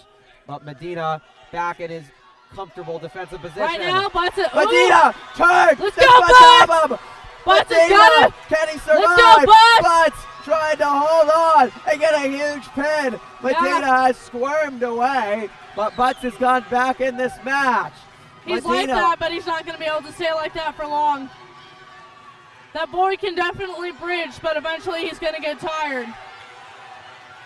He's just got to get that other shoulder on the ground, and it'll be a pin. Let's go, Dom! Medina turning it around. He gets away from Butts, who's exhausted as he holds on. And that is the end of 2. Yes. A big move by Butts. He Yes. nearly pinned Medina, but now we've got a match for the next 2 minutes. Exactly. It's 5-4 Medina. Yes. Butts got a 3-point near fall for that. So it's tied. It's practically just between 1 point. So Butts can do it again. He'll win by points, you know. You just got to stay aggressive on top and try to turn him or try to pin him. It's been a match of runs. Definitely. Butts right now is definitely proving that he deserves to be here. Medina's Band-Aid is hanging off the side of his face. Yeah. That's an unpleasant addition. They have not stopped play, though. I don't think they're going to stop until the The blood starts actually running, starts you coming. know? Yep. Yeah. Let's go, Butts! Butts trying to return. Let's Medina! Medina turned around. His head. Butts stuns Medina. Medina is furious. Butts has a huge victory. Is that the one we remember tonight? Definitely. Butts is always going to remember this. He fought so hard. This gym went mad. I mean, Medina put up a great fight, don't get me wrong, but Dom put the extra effort in to win. The loudest this gym had gone all night long. You knew Petaluma needed something from someone, an upset somewhere. Exactly. And Butts got it with a huge pin. Yes. 6 points, and Petaluma is tied with Casa Grande. They're Yes. all knotted at 20. Right now we are at the weight 132 with Max Shattuck from Petaluma and Joe McGarry from Casa. Mac is definitely an aggressive wrestler, I say that, and he's pretty talented with the way he works. He, like I said with a couple other wrestlers, he really analyzes his partner, so he knows what to do. And he never gives up either. He just fights and fights and fights no matter what. Let's just hope he doesn't get a bloody nose this time. Yeah, we were talking about it. It was, man, I think it was a couple hours ago now, Yeah. Sarah. But Shattuck had a very hard-fought victory against Vintage in the Petaluma's league opening victory. As Shattuck throws McGuire to the ground for 2 points for the takedown. Petaluma an impressive 62-18 victory over Vintage. Definitely. And Shattuck repeatedly had to stop because his nose kept on bleeding. They eventually wrapped his nose all the way around with mummy wrap. And that was the only way really to get it stopped bleeding. And he got very close to his injury timeout going over and having to forfeit. Yeah. And just sometimes I think it takes a little bit to get that nose wrapped up, you know? Yeah, and he apparently got it knocked around the day before in practice and had been bleeding for much of the day. Yeah, that's never fun. Not at all. You can sacrifice a lot in wrestling. You have to stick to a weight, but you get banged up and bruised. But, man, it seems like it's worth it for both Petaluma and Casa, the numbers that they have this year. 40 for Casa, 60 for Petaluma. Yeah, it's definitely huge. Like, I remember when I first came into wrestling that the program wasn't really that big in Petaluma, you know, and it definitely has grown over the years, which I'm very happy about. McGuire nearly somersaulted, able to upright himself. Shattuck still leading 2-0, under 10 seconds remaining. Yes, Shattuck's definitely staying on top of it. That is the end of one. Shattuck 2, McGuire nothing, and Petaluma tied Casa Grande, and they still haven't seen their best wrestlers yet. No. It's very quick, but with Winter and Butts, the momentum of this match and the whole dynamics totally shifted. Yeah, I think definitely the energy they're getting from the other Petaluma players with their wins is just encouraging them to go out there and be more aggressive, you know? Let's go, Mac! McGuire trying to get more aggressive. He needs some points. Shattuck is off the edge of the mat. He almost kicked our camera. That would have been bad. That would have been coming right That would into have our been living room. flying. No. Yep, there we are. Ben Vandermeer on camera tonight doing a great job. He sure is. He's getting everything. He knew what we were talking about. Yeah. And he can't even hear us. Oh, my God. A truly special senior here on senior night. Definitely. Shattuck holding the weight of McGuire on his back right now. Getting up and trying to get the escape. Come on, Mac! And he will get it. Shattuck 3, McGuire nothing. Just like a lot of these guys, Mac, when he gets mad, he definitely does get aggressive, but when Mac gets aggressive, there's no stopping him. For a second, McGuire got Shattuck's back of his head on the mat. The Casa bench exploded, and Shattuck quickly neutralized it. An excellent job in a moment of fright. Yes. 1 minute remaining in the second. We're halfway through this one. Shattuck leading McGuire. A pin would be huge for Petaluma to take a lead. Yes. Sometimes there's no cheering in here because it's just so intense. Yes. And both fans on both sides so nervous. They know, just like the wrestlers, the importance of every moment. Yes. Mac right now, in my opinion, I feel like he should flatten him out and try to run him power half, because I think that's the best way he could get him to turn over. Otherwise, Mac's doing very good at keeping him down and working his way under his arms to do whatever he wants to do. The other, the kid from Casa right now, McGuire, I'm sorry, I can't remember their names half the time. McGuire, he seems like he's a little bit of stalling right now. He's not really doing anything. Warning on us Shattuck for his hands, Oh. interlocking them. Yeah. But no point penalty that time. 5-0 with 10 seconds left in the second. Yep. Let's go, Mac! Senior Mac Shattuck was honored a couple hours ago, one of the 13 seniors on senior night. He's 2 minutes away from leading Petaluma to their third straight victory. 40 viewers. We've had massive viewership tonight, Sarah. We sure have. Yeah, I want to thank everyone that is tuned in. And again, if you missed any matches, they are all up on our YouTube channel. You can even go back and watch them right now. Yes. Feel free to comment in our live chat as well. Any questions, comments, or concerns? Shattuck trying to get the escape here. Hip in, Mac! Right now, Mac. There And we he go. will. This is clinical, smart wrestling by Shattuck. He looks like the smarter, more physical wrestler right now. Oh, he for sure is. Exactly. like I said, he definitely watches what his other opponent's doing so he knows what to do, you know. Sometimes some people overthink it, but let's go, Mac! McGuire will get the escape, but Shattuck got 2 more for the takedown. It's 8-1. 8-1. Right now, Coach Eddie and all of them are trying to tell him not to get on the tie so he can't get thrown or anything. He's just got to keep dancing around and push him down, and if he can pin him, he got it. If not, he's for sure going to win by points. It's a 7-point lead. Stalemate is called. If Shattuck can get 1 more point, Petaluma would get 4 points out of this match. Yeah, Mac just needs 1 more point, and there's about 17 seconds left in this round. So let's hope Mac can do it. If not, they only get 3 points, right? Yeah, only 3 points if it's 7 or less. Yes. Let's Shattuck go, Mac! looking for those points, bringing my guy to the ground, and there it is. A huge takedown by Shattuck. That could be another point to the point total. Only 30 seconds left, and Shattuck has been dominant in this one, leading 10-1. You got it, Mac. Keep fighting. Losses for Shattuck this year. Definitely. Back-to-back SCL champion, both for his team and individually. And I remember him telling me as soon as Petaluma won SCL last year, he said, we're gunning for a VVAL title. Yeah. That's what we want next. 3 straight exactly. years. We just gotta work for it, and tonight we're gonna prove that we need it. We got it, you know. We got it in the bag. That's why so many of these wrestlers have waited such a long time Exactly. for this moment.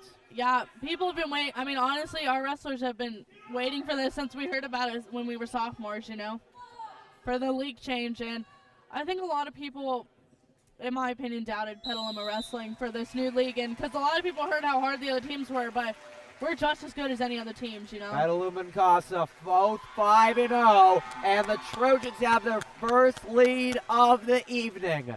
Shattuck with a clinical performance. Yes. They'll get 4 points for a 10-point victory, and Petaluma is in the lead with some of their best wrestlers coming up in the next moments. Yes. Right now we are at 140. 147 here. 147, I'm sorry. With Ethan Falkenberg and Liam O'Neill. And we mentioned it at the Open to these varsity boys. O'Neill has gone from great to elite this year. Yes, definitely. I will agree with that 100%. Liam has always been good, but since his his senior year came around, he's definitely became elite. He's way more aggressive. He's way more talented. Speaking of aggressive right now. Just look, you know, like he's doing fantastic. Came off right on the bat. I think he just, like I said, with all these boys, wrestlers and the girls, they just wanted to win. O'Neill throwing. Oh, definitely. Wallenberger Brown like a helpless bug. Or a ragdoll, you know, either one. Ragdoll would apply as well. Yeah, Wallenberg's been rolled around on his head already a couple times. I'd be surprised if he knew which way was up. I know. Honestly, when people are like that in wrestling, we call them a fish. That's what we call them. Flopping in a sea, only yeah. going where the current takes them. Exactly. And Falkenberg is only going right now where O'Neill takes them. Yeah. O'Neill's just got to keep working it like he is, and it'll come to. Eventually, the pin will come to him. Only 2-0, however. Yes. I don't think this kid 1 was minute expecting remaining. what Liam brought. Let's go, Liam! Right now, I believe Liam's trying to do. Actually, I don't know what Liam's trying to do. 2-0, 40 seconds left. He had a cradle. Go out of play.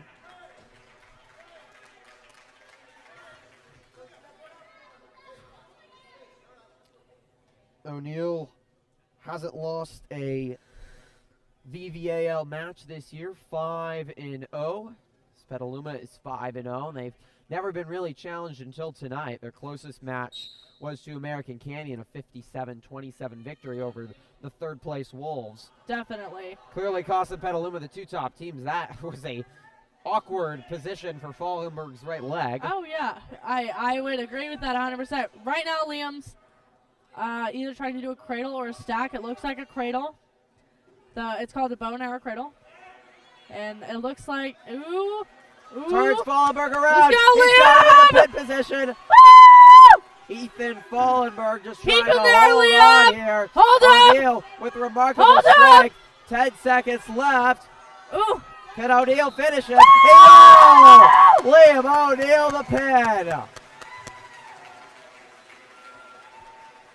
Dominant performance over Ethan Falkenberg. Good job, Liam! And there's a reason O'Neal has state potential written all over him. Definitely. Liam went in there totally aggressive and asserted his dominance, and he won. And that's what you got to do. You know, you got to prove that this is your mind. You're not going to lose on it, you know. The NCS Boys Championships, February 15th and 16th at James Logan High School, where multiple Trojans will certainly be in contention for state. Yes, I believe we have a change. It's going to be at 140. It's going to be Trevor Chavez and Dax Hogia. Originally, Betancourt was lined up, Lucas Betancourt, but the senior Hogia on his senior night will get a huge call-up. Yes, I think that's why they changed it, just because Dax is a senior, you know. But it means a lot. Every match is vital. Petaluma leading by 10. Yes. But Casa with so many elite and experienced wrestlers, this evening is not over. Exactly. A nickname Dax has always had from a couple of guys on the team was Spaz. He's a little bit of a spaz when he's on the mat, but he's aggressive at the same time. Agia trying to escape Chavez. They get out of bounds. You just slammed that guy's head to the mat. A little bit vicious, but when Casa and Petaluma are involved, no one's nice or cares too much about feelings. No, I mean, when you're in wrestling and you're wrestling someone, they're not your friend. You gotta be aggressive, or else you ain't gonna win. And some of these wrestlers are friends. They've Yeah. wrestled together, trained together, know each other from a variety of Seniors this night was what they were looking forward to all season, and I'm just glad that a lot of the seniors got away with the win, you know. Even if they were JV, they still got away with the win. And it's just, it makes an impact on the Petaluma wrestling community here at Petaluma High. Definitely does. Petaluma JV and Varsity Girls already victors earlier tonight. Yes. The boys lead by 10. And Hagia working hard here as he leads 2-0. 30 seconds remain in the first. Hold on, Dax! Falkenberg turning him around. Got him in the armbar. Will be 2 points for the reversal for Falkenberg. I'm a little confused on how that's 2, though, because he wasn't fully behind him. So I'm surprised the coach didn't question it. 10 seconds left. Hogia, a strong start. Definitely. Now he almost got Falkenberg on his back. Almost. And Hogia saw the clock, and he'll take it to the end of 1. Quick start for Hogia. Falkenberg responded. Definitely, Hogia's definitely been coming out there strong tonight, and so has the other kid from, why am I so bad at remembering Falkenberg. names? Falkenberg, I'm sorry, yes. No worries. He has been very good. Hogia in a big moment, no stranger to pressure. The starting kicker for the varsity football team made some big kicks, and he gets out of the grasp of Falkenberg. He'll get 2 points for the reversal, and he's back in the lead 4-2. Dax has definitely just got to be assertive here and become more aggressive than usual and just pin this kid. Petaluma leads by 10 in varsity boys. A couple more victories, and they will be the victors over Casa Grande and will be in position for a VVAL title a week and a half from now. Yes. In American Canyon. If they win tonight, it'll definitely be memorable for the Petaluma wrestling community. The biggest wrestling match in Petaluma, city of Petaluma's history. Exactly. This is the biggest I've ever seen either team. Yeah, both teams massive. The crowds have been massive. The energy's been massive. And the wrestling has been high class. Yes. Hagia turning Let's go, Falkenberg. Dax! Falkenberg in trouble. Hagia with the pin, and Falkenberg just gets away. I know. Dax has just got to learn to keep him there, even just to get near fall. Great strength by Falkenberg to escape. Not Yes. literally, but escape from the pin. 4-2.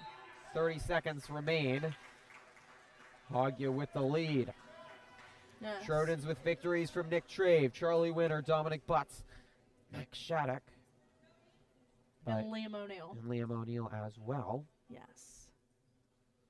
Derek Pomey was hurt and his match was stopped. Petaluma got his points, however, because he was hurt. Yes. Justin Nagel, Connor Gloucester, and Jack Ferris with victories so far for the Gauchos, along with Colin Hilliard. Yes.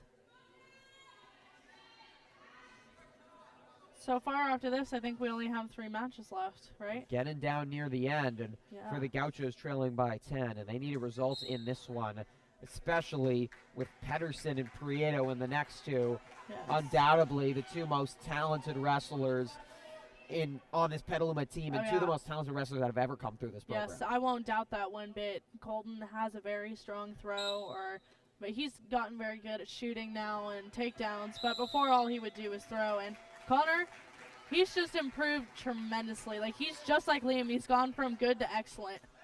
Like, he has a father I believe went to nationals when he was in high school too, and he's obviously got a good role model to look up to. Absolutely. And Connor obviously is his own wrestler, but he's one of a kind. He's a lot of fun to cover. Definitely. His matches are just so interesting. They are. 7-2, Hoggill leads. Under 2 to go. And the senior has done an excellent job being in control of this one. Can he hold on? Let's go, Dax! These last couple matches, it's been Petaluma tactically stronger, a little bit stronger physically, a little bit smarter, and it's been experience versus experience. Yes. What I've noticed through all these matches is that Petaluma seems a little more conditioned. They don't seem as tired. as tired as Casa Grande, you know, and I think that's just from what I remember Butts and Socha doing is we would run so much, there's so much conditioning, and it pays off. It really pays off. And it's seen here tonight that they don't get as winded as other kids do. And it's impressive reversal by Hoggia. It's a unique sport. It's almost like horse racing. It's a really short period of time, and you go at it your hardest for just a short period, and you work so hard just for 6 minutes on the mat, if that. I mean, yeah, just practice is about two and a half hours every day. Plus the tournaments on the weekend. Like, It's you a just got to busy train schedule. yourself. Yeah. These players have had practice since late October. They've been in the weight room conditioning since early August. Yeah. It's definitely something different. I mean, it's so much work put in for just a little amount of time, you know? 12 Power seconds remaining, 9-2. Hoggia in control. He only leads by 7, however. If he could garner one more point, it would add an additional point to Petaluma's total. But Falkenberg has waved the white flag, and he's not going to give up anything more. An exceptional effort by Daxon Hoggia. Definitely. I'm glad they put the senior in there instead of Lucas Betancourt. Lucas Betancourt is also a very talented wrestler, but at the same time, I believe it was also senior night tonight, so that was nice of them to put Dax in. One of the 13 seniors honored before this match, a class that has defined Petaluma wrestling and really turned around this program to elite heights. Yes. Hoggia garners 3 more points. Petaluma has a 13-point lead. Yeah. And with that, the Gauchos cannot afford to Yes. lose. They cannot lose Exactly. another match. Yeah, right now is probably the most exciting match of the night with Connor Pedersen from Petaluma and Cole Cooper from Casa. Pedersen There you quickly go, Ped! going to Cooper's legs. Pedersen's a master wrestler. He's a master pinner. A point to Cooper for the escape after Yes. the takedown by Pedersen. Ped does not wait. He does not hesitate. If there's a shot No, there, he he does takes not. it. Just like that, you know. He holds on as long as he can, too. Trying to wrestle Cooper to the ground. Cooper escapes, though. Very athletic wrestler here. The 154. Pedersen Stay behind, Ped! missed by 1 point. He finished 4th in his weight class at NCS, and it went to overtime where he lost in that match last year I in his know. junior year, just barely to miss out at Yes, state. it must have been heartbreaking, but you know he's always got this year to come back and prove himself. Yeah, and he's wrestled vengeful throughout the year. He so Oh. badly wants to go back, Yes. but he also wants to beat Casa in a VVAL title. He is definitely a remarkable wrestler. Like, he is someone our coaches are not going to forget. Just like my coach said, he thanked his family for creating so many of them. I mean, he's part of a legacy. Cooper just squirming around, hoping for a miracle, but Pedersen's grasp You is got a hold in there, strong. Ped. Ped just got a oop. A whistle and a stoppage infraction. It's something with to do with the head. Little headset rearrangement is needed. Connor Pedersen finished second a couple Saturdays ago at the Bank Stud Invitational in Albany when Petaluma overall placed third out of 48 teams. Yeah, right now the score is 7-1. Connor. And Pedersen fourth at the prestigious Tim Brown Invitational in early January. Hasn't even been challenged in VVAL, and there's some good wrestlers in his weight class. He beat Tucker Lanau of Good job, Vintage. Connor! Now he's trying to beat a Gaucho. Now, see, he's trying to push himself out. Now out of bounds as Cooper knew it. He just had to squirm himself out of bounds He's and trying get back. He's trying to do whatever he can to survive, you know, but I think he knows that Connor's got him. Connor's not giving up no matter what. And Connor's just definitely, like I said, he's definitely just He's just in inspirational control of and this like, right now. yeah, he's determined to win, and that's what's gonna happen, no matter what, whether it's points or pin. That's the end of one. And Pedersen's right now just on another level. He leads 10-1. So we head into the second. Yes. Tucker Lanau, one of the better wrestlers in the state. And Pedersen, after losing the first time he faced Lanau, has beat him the last 2 times. Yes. Including here at the Petaluma High School gym in the rubber match. Exactly. They could see each other again in the VVAL championship and possibly again in the NCS championships. Yes. I think Connor has wrestled this guy before and he's lost in the past, and I think this is definitely. But this time it's a pin for Connor Pedersen. Domination, and with that, the Petaluma Trojans have clinched a victory over the Casa Grande Gauchos. Who better to do it than the senior captain and one of the best wrestlers to come through this program? We got 2 more matches. We got next one is Zach Bell from Casa and Colton Prieto at 162. Well, that will be the last one. We're going to skip to 172 first. I hate when I do And that. even though Petaluma will defeat Casa here tonight, every point is vital. There is no clinching tonight. Yes. It will come down to a week and a half from now at the VVAL Championships at American Canyon. Go, Tony! I'm about to yell so loud when Tony wins. Vitali and Tanner McKinney. Yes. And Vitali, another senior. He's wrestled for a long time. Yeah. He loves this spotlight. Oh, he loves the spotlight. He loves when he wins. You know, sometimes he gets a little discouraged when he loses after a tough match, but otherwise, Tony gives it his all, and he never gives up. I mean, Tony's the one that got me into wrestling, you know. Really? And yeah, he's my cousin, so I give him all my luck, and I give him all my love, and I just want the best for him, you know. And if he wins tonight, just get ready to hear me yell. Vitali just 1 loss in VVAL this year to Vintage. Qualified for the second day of Tim Brown. Yes. Tony has definitely prospered throughout the year. Throughout the years he's wrestled, actually, an amazing especially this career. year. Yeah, it's definitely this team is definitely never going to remember it. From Vitali, brutal, taking it to the ground. Roll, in the Tony! big position. Vitali You with got it, amazing Tony! strength. An exceptional job to get away, but 2 points for the takedown of Tanner McKinney, who's in the gold of Casa. The Trojans fell behind early in this one, but once we got to the middleweights and the most experienced wrestlers, it has been Petaluma domination with a capital D. Yes, they definitely have made a comeback tonight. Vitali in control here. We have 19 seconds left. It's 2-2. Felt like Vitali has really dominated this one, but Definitely the scoreboard shows otherwise. Yeah, I mean, he's definitely taking control of this situation. I mean, he almost got caught, but he definitely got his way out. One thing I know about Tony is he's very good at controlling his hips. That is the end of one. Thank you, Lucas. As we are tied at 2, the senior Tony Vitali and Yes. Tanner McKinney, the penultimate match of tonight. And again, every match is vital. Yes. The bigger the victory for Petaluma, the greater chance they have of clinching their first ever Vine Valley Athletic League title over their hated rival. Yes.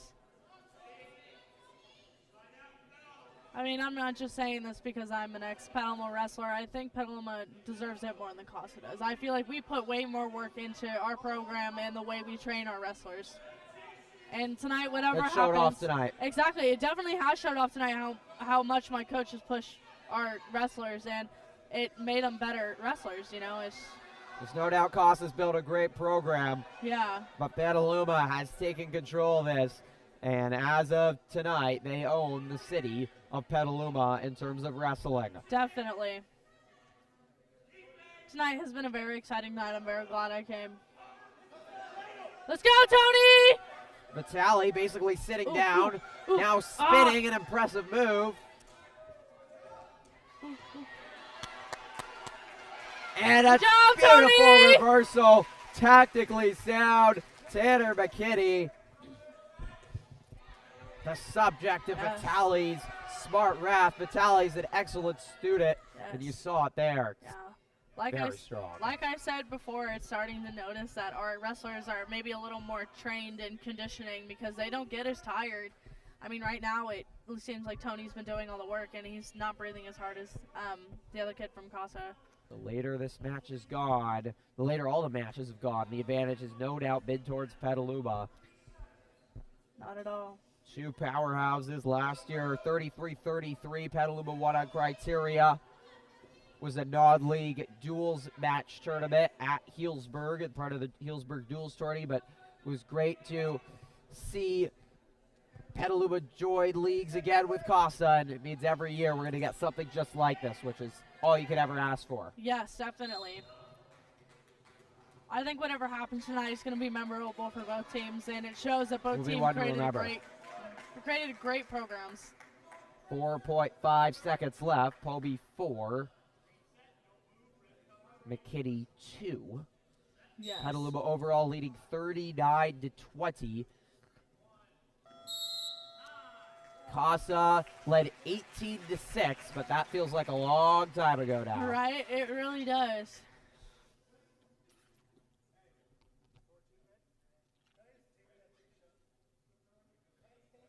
Two more minutes here. Vitali trying to finish up with McKinney in a little.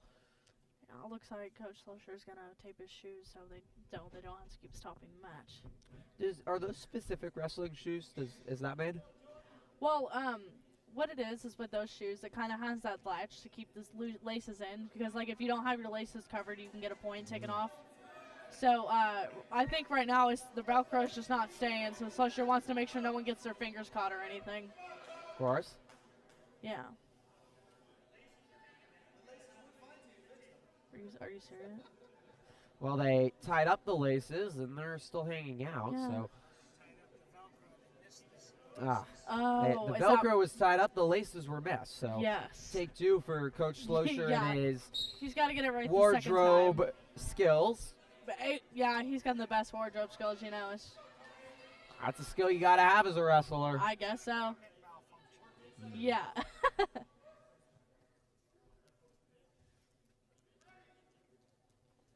I'm about ready for to yell Tony's name. A pin you can hear as this gym quieting down. This crowd Yes. exhausted. They've done a lot of yelling. They sure have tonight. But And Vitali still has the energy bouncing around. yeah. Also runs cross country. He has great endurance. He doesn't look tired at all. He doesn't, and that's what I love about the whole Petaluma team is they push themselves so hard that they learn the adrenaline, and like he can last for so much longer. They don't get as tired no matter, even if they're doing all the work. Let's go, Tony! McKinney in trouble.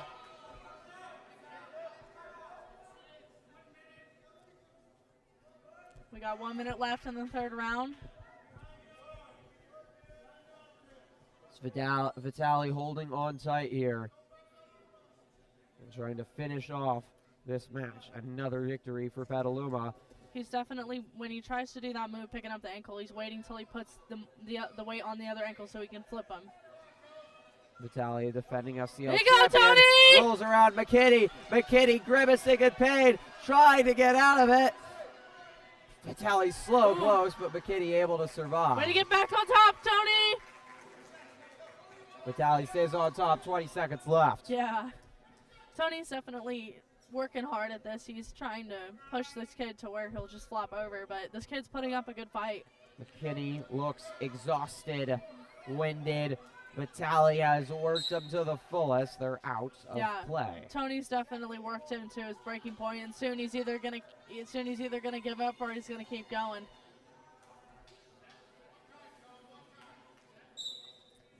Final moments of this one. Go, Tony! Vitaly throwing McKinney to the ground, and that will do it. Domination by Vitaly. Good job, Tony! He was in complete control over Tanner McKinney in the 172. Exactly. And Petaluma reels off another victory. Woo!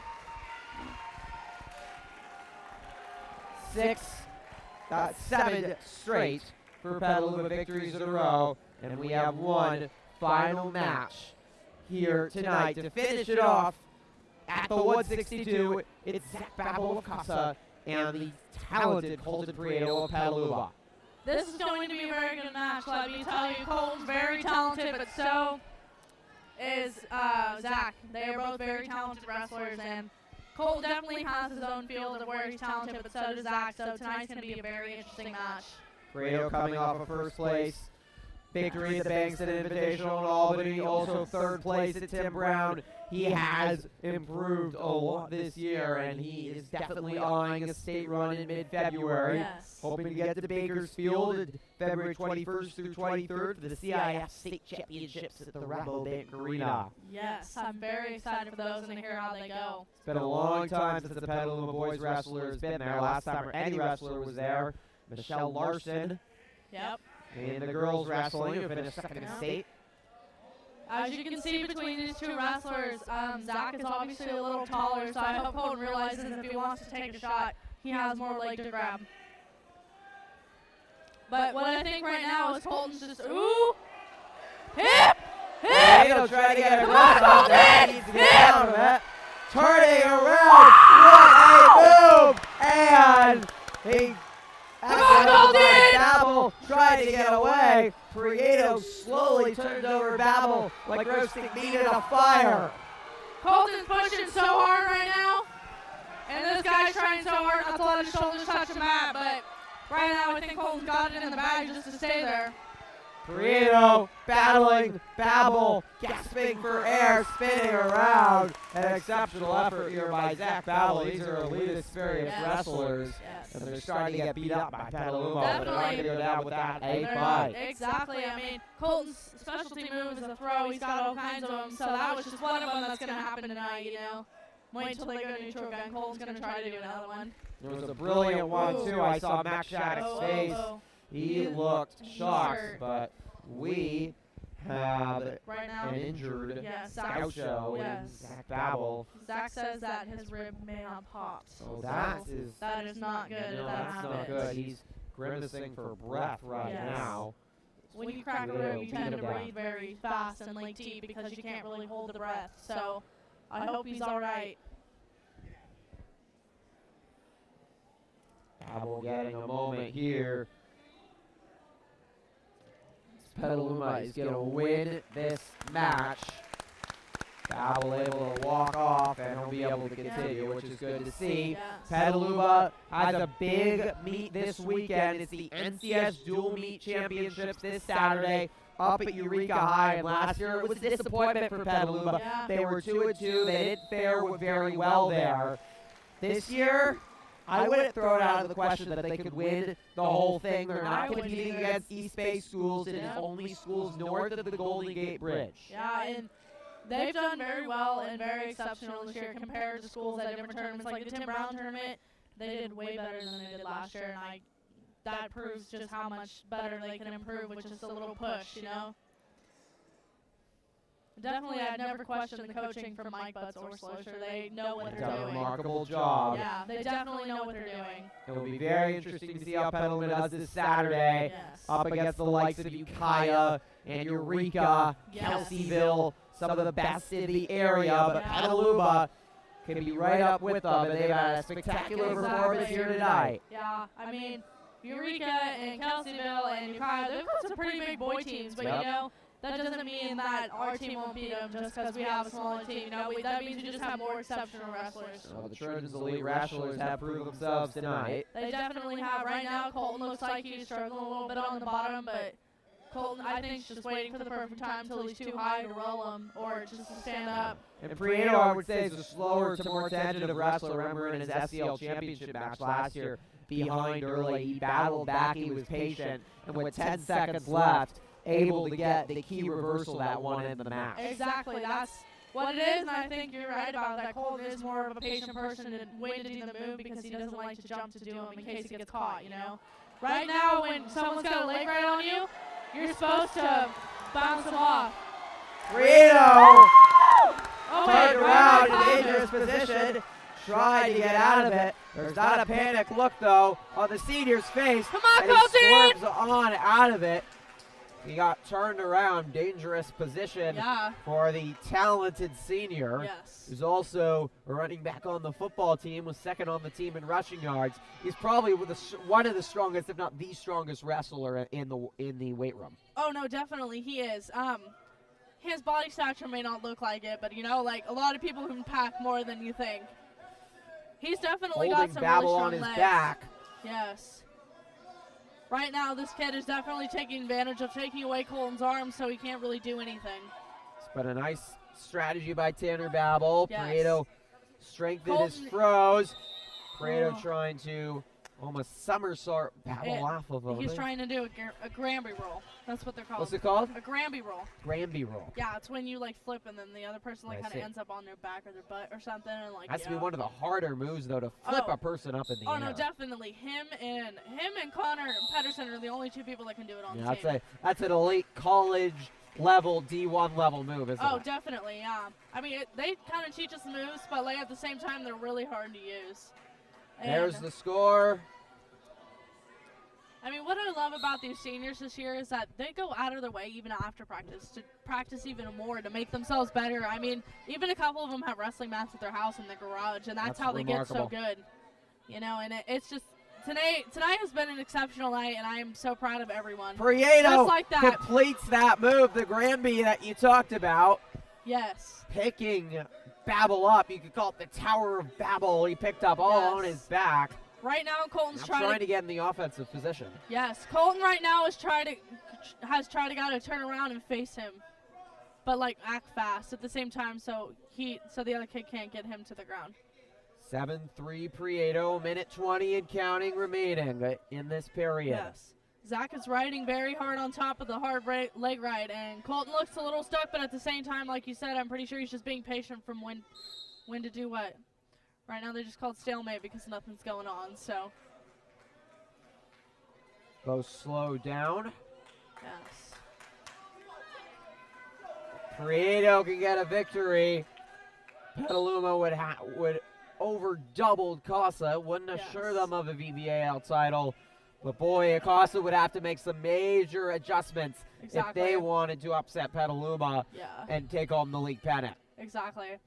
I think after tonight, both teams are going to practice even harder than they did this week, just so they know they can guarantee to beat each other again. You know, I mean, obviously, Casa may take the L tonight, but that doesn't mean that they won't at the dual meet. You know, like the next. Like, Yeah, meet. and both teams will be at the NCS dual meet up at Eureka High. Yeah. And they could very much face again in one of those later rounds. Exactly. It'll be a long trip, too, all the way up to Exactly. Eureka, 4 hours. I know, that's ridiculous how far it is. Do you happen to know what the score is between Colton and Zach right now? 7-4, Prieto leads, 15 seconds left in the period. All right, Colton's just got to sit there. He's got to do it. There's no way Zach's going to be able to get. Yeah, it's not been dominant by Prieto, but it's just been Yeah. comfortable knowing what he's doing. He's had a Yeah. couple frantic moments. Yeah. He's the kind of person that never panics. And because of that, he has a victory. Impressive job by Prieto. Definitely. I'm going to go shake hands, okay? Thank you for letting me anchor tonight. That is Sarah Cook-Markovich. You did an excellent job tonight, Sarah. Thank you so much. All right, she will return as Petaluma finishes off in dominant style. 7 straight victories to finish the evening on varsity boys. It started off rough, a couple early losses, but the Trojans got their best wrestlers on the mat. It turned things around. There's always a match of the evening, and tonight it was Dominic Butts, trailing early, not favored to win.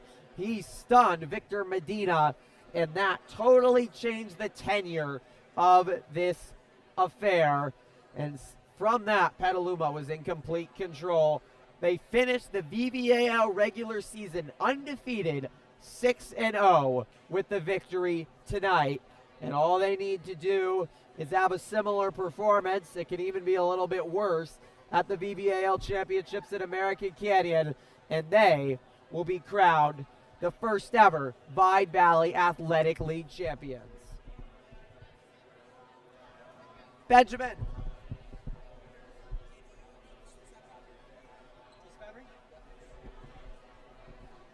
We are going to be grabbing some interviews with some very happy Trojans in just a couple minutes. So stick right here as Petaluma, regular season VVAL champions. Now can they hoist the pennant? That is the question. How will they do at NCS this weekend? Will be very interesting as well. The girls team also won tonight. There were a lot of forfeits just based on the weight classes. 2 varsity matches. They were split. But overall, with the forfeits, larger girls team, Petaluma girls team also finishes VVAL undefeated the regular season. They'll be going up against Vintage as their main competitor to see if they can win a league title also on January 9th. Can you turn it on? Again, NCS, February 15th and 16th. Boys will be at James Logan and the girls will be at Albany. There's no doubt. Oh, that one is dead. There is no doubt that, here you go, this should be good. There's no doubt Petaluma will compete both boys and the girls. Be interesting to see how Brooklyn, Shattuck, Logan, Pomey, and many of them do, and they could also be bound for a trip for state. And again, state championships are February 21st and February 23rd. We will be at the VVAL Championships in a couple weeks, so check that out on Trojan Live. We'll have that posted right on our YouTube channel. We're going to grab a couple quick interviews, so stick right here. And if you missed it, the girls soccer team has also defeated Casa Grande tonight. They are alone in first place in VVAL.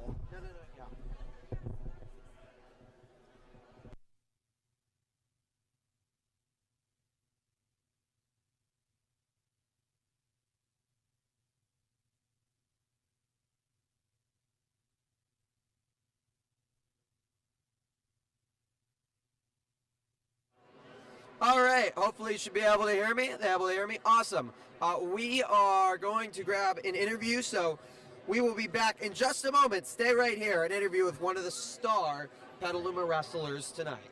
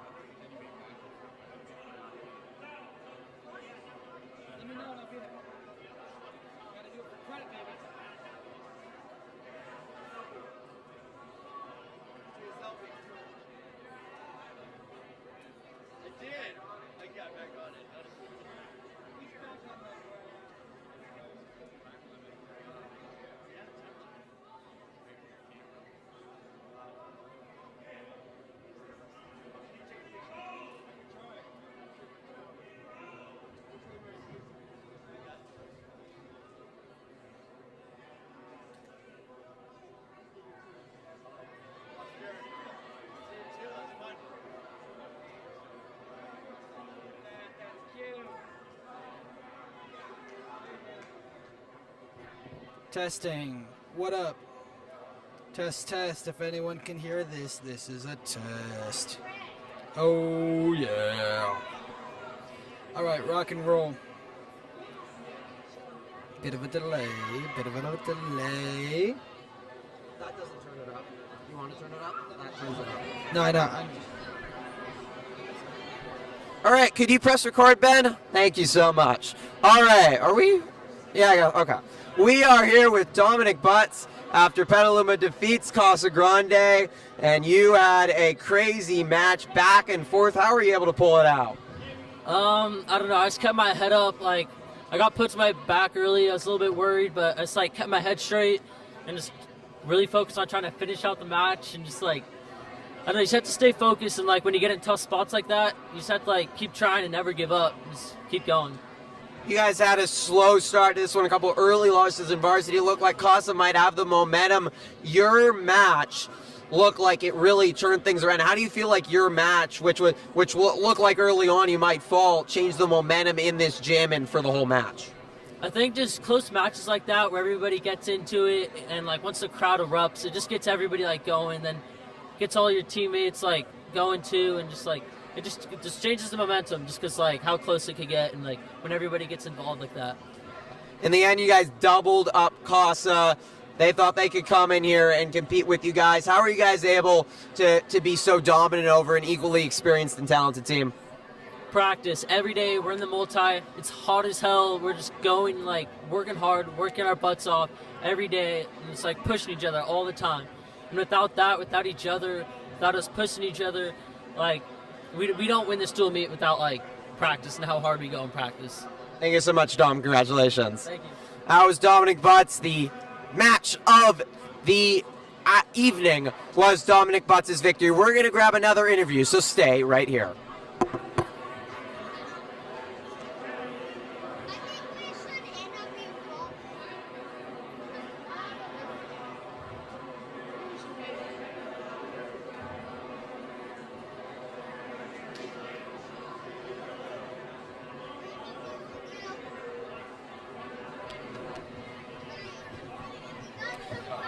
Here with Connor Pedersen after Petaluma defeats the Gauchos, regular season undefeated VVAL champions, beat Casa on your senior night. What does this mean? I mean, all the hard work that we put in for the last 4 years all come down to this. We've gotten to wrestle Casa a few times in some duels, scrimmages, but it's never been a real like one that counted in the regular season, and it's always been super close. So we're really excited for it. We've been working since November, knowing that this would probably be what the outcome was going to be, as we were going to wrestle them for the league title probably. So it just feels really good knowing that all the hard work paid off. You guys fell behind early, and it looked early on like Casa might have your guys' number. Then you guys, you were one of the victors that reeled off 7 straight. Such a big moment that you worked for. How did you deal with that pressure to totally turn around this match? Well, I mean, I think we knew going into the dual meet that they had really strong heavyweights. They're up from 184 pounds up. They were really strong, but we knew that our strength was our lower and middle weights. So we still had confidence as we progressed through the dual meet. We knew we could still come out with a win. You beat Casa. Now you're closing in on a VVAL title. What does this mean for the program overall, especially as you leave it as a senior? Well, it just feels really good knowing that we're leaving a mark on wrestling, and hopefully this brings out the sport more, because as a team we've had a lot of kids who would have never come out for the sport come out knowing that we were such a dominant team. So knowing that leaving a legacy of such a dynasty will hopefully keep the sport going and have more kids come in. So thank you so much, Connor. Congratulations. That was star wrestler Connor Pedersen. He could be looking for a state bid in the future. Yeah. We are going to talk with the head coach of the Trojans, Paul Schlosser, in just a moment, our final interview of the evening. So stay right here. We'll ask the head coach how Petaluma pulled off a huge victory over their crosstown rival. They win the regular season in VVAL 6-0 undefeated. Paul Schlosser is next. Stay right here.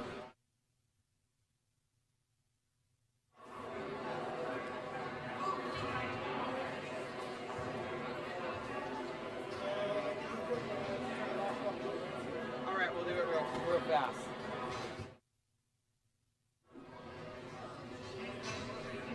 All right, Paul Schlosser is making his way over. Coach, you guys beat Casa, undefeated VVAL champions. Casa was talked about beginning of the year. This was their season. They'd worked so hard for this. Why were you guys the stronger team tonight? I really have to put it to the seniors and the strong cast I have. You know, you'll see it at the beginning of the show with all the parents and the support. It's my seniors. They're leaders on and off the mat. They kept the composure in the stands, which was awesome. You know, I really have to put my heart out to all those seniors. Daxton Hoiga coming in, jumping in, and he did great. You know, I always say his name wrong. It's Hoiga. You know, I always mess it up. Sorry, Dax. But, you know, I have the seniors. They had a great senior night out. I mean, Nathan Turner. These kids wanted it, and that's what happens. And I have to say, you know, it didn't, you know, we had it won at the end, but having Colton Prieto going out wrestling their stud, going up a weight class or two to wrestle him and beating him, that was huge. Tony Vitelli wrestling their good 60-pounder. Pedersen, he sealed the deal with his win. Those seniors, they're awesome. There's nothing more I could say. I don't know if I'll ever get a senior class as big and as productive as the one I have now. You're in class with them, right? Yes, I am. How are they doing with you? Are they good kids? They're terrific. I love being around them.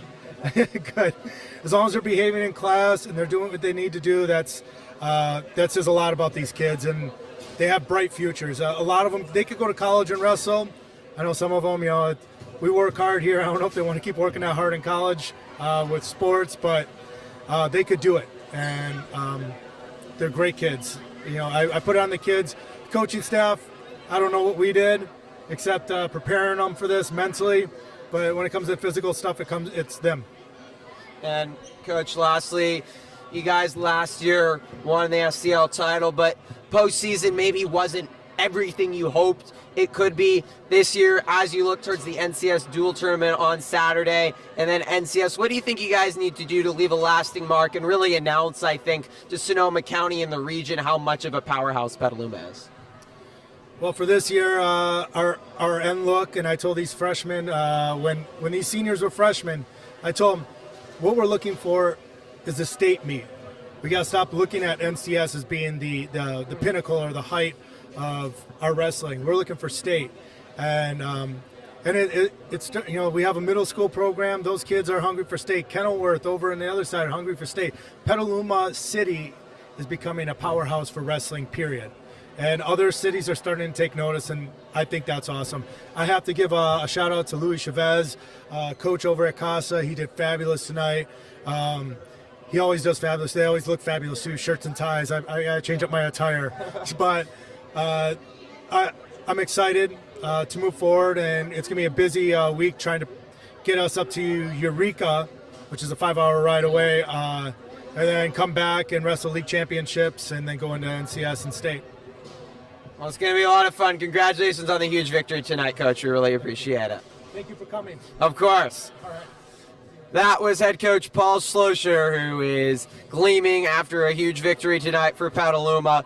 It went from close, it looked like it was going to be close down the wire, to domination. Petaluma won 7 straight matches in the middle. Elite wrestling. Some of these wrestlers definitely look like they have shots. Certainly VVAL individual titles, but maybe NCS titles, maybe state. As Coach Schlosser said, they have a chance to make a statement, and a lot of these wrestlers can go out their senior years strong. It was also senior night, 13 seniors honored, almost all of them won tonight. Remarkable success for them, and some huge victories tonight. Dominic Butts, again, the one we will remember. Connor Pedersen sealed the deal with his victory, but Tony Vitale, Colton Prieto, Daxton Hoiga, also seniors with victories. Liam O'Neill and Nick Trave as well. Final score here tonight, Petaluma 42, Casa Grande 40. Want to thank everyone that helped out tonight. Sarah Markovich, my co-anchor, had to tolerate me for 3.5 hours. Sarah, I really appreciate your hard work tonight. Your closing thoughts on tonight. Of course, I think tonight was amazing. Both teams brought out exponential, battles between each other, and I know Petaluma came out with the victory, but overall I think they both deserved the victory. Petaluma definitely came out more aggressive, and I'm just glad this is the way it ended. Our viewers really appreciate your expertise. It really enhanced the broadcast tonight, Sarah. So thank you so much. Of course, thank you for letting me do it. Of course. Well, for everyone here at Trojan Live, Christian Abramo, Benjamin Vandermeer on camera tonight, and everyone else, I want to thank you, the viewers, so much for tuning into our broadcast. We had terrific viewership, and again, I will be at the Vine Valley Athletic League Wrestling Championships, where Petaluma will look to clinch a league title in the league tournament. They're already undefeated regular season champions. The league title will be on the line in American Canyon. I'll be there, so check out our YouTube channel the day after that. That's going to do it here. One final time, the final score in Varsity Boys Wrestling, Petaluma 42, Casa 20. Trojans also won Varsity Girls and JV Boys as well. VVAL champions, Egg Bowl champions, Petaluma Wrestling. Good night, everyone, from the Petaluma High School Gym.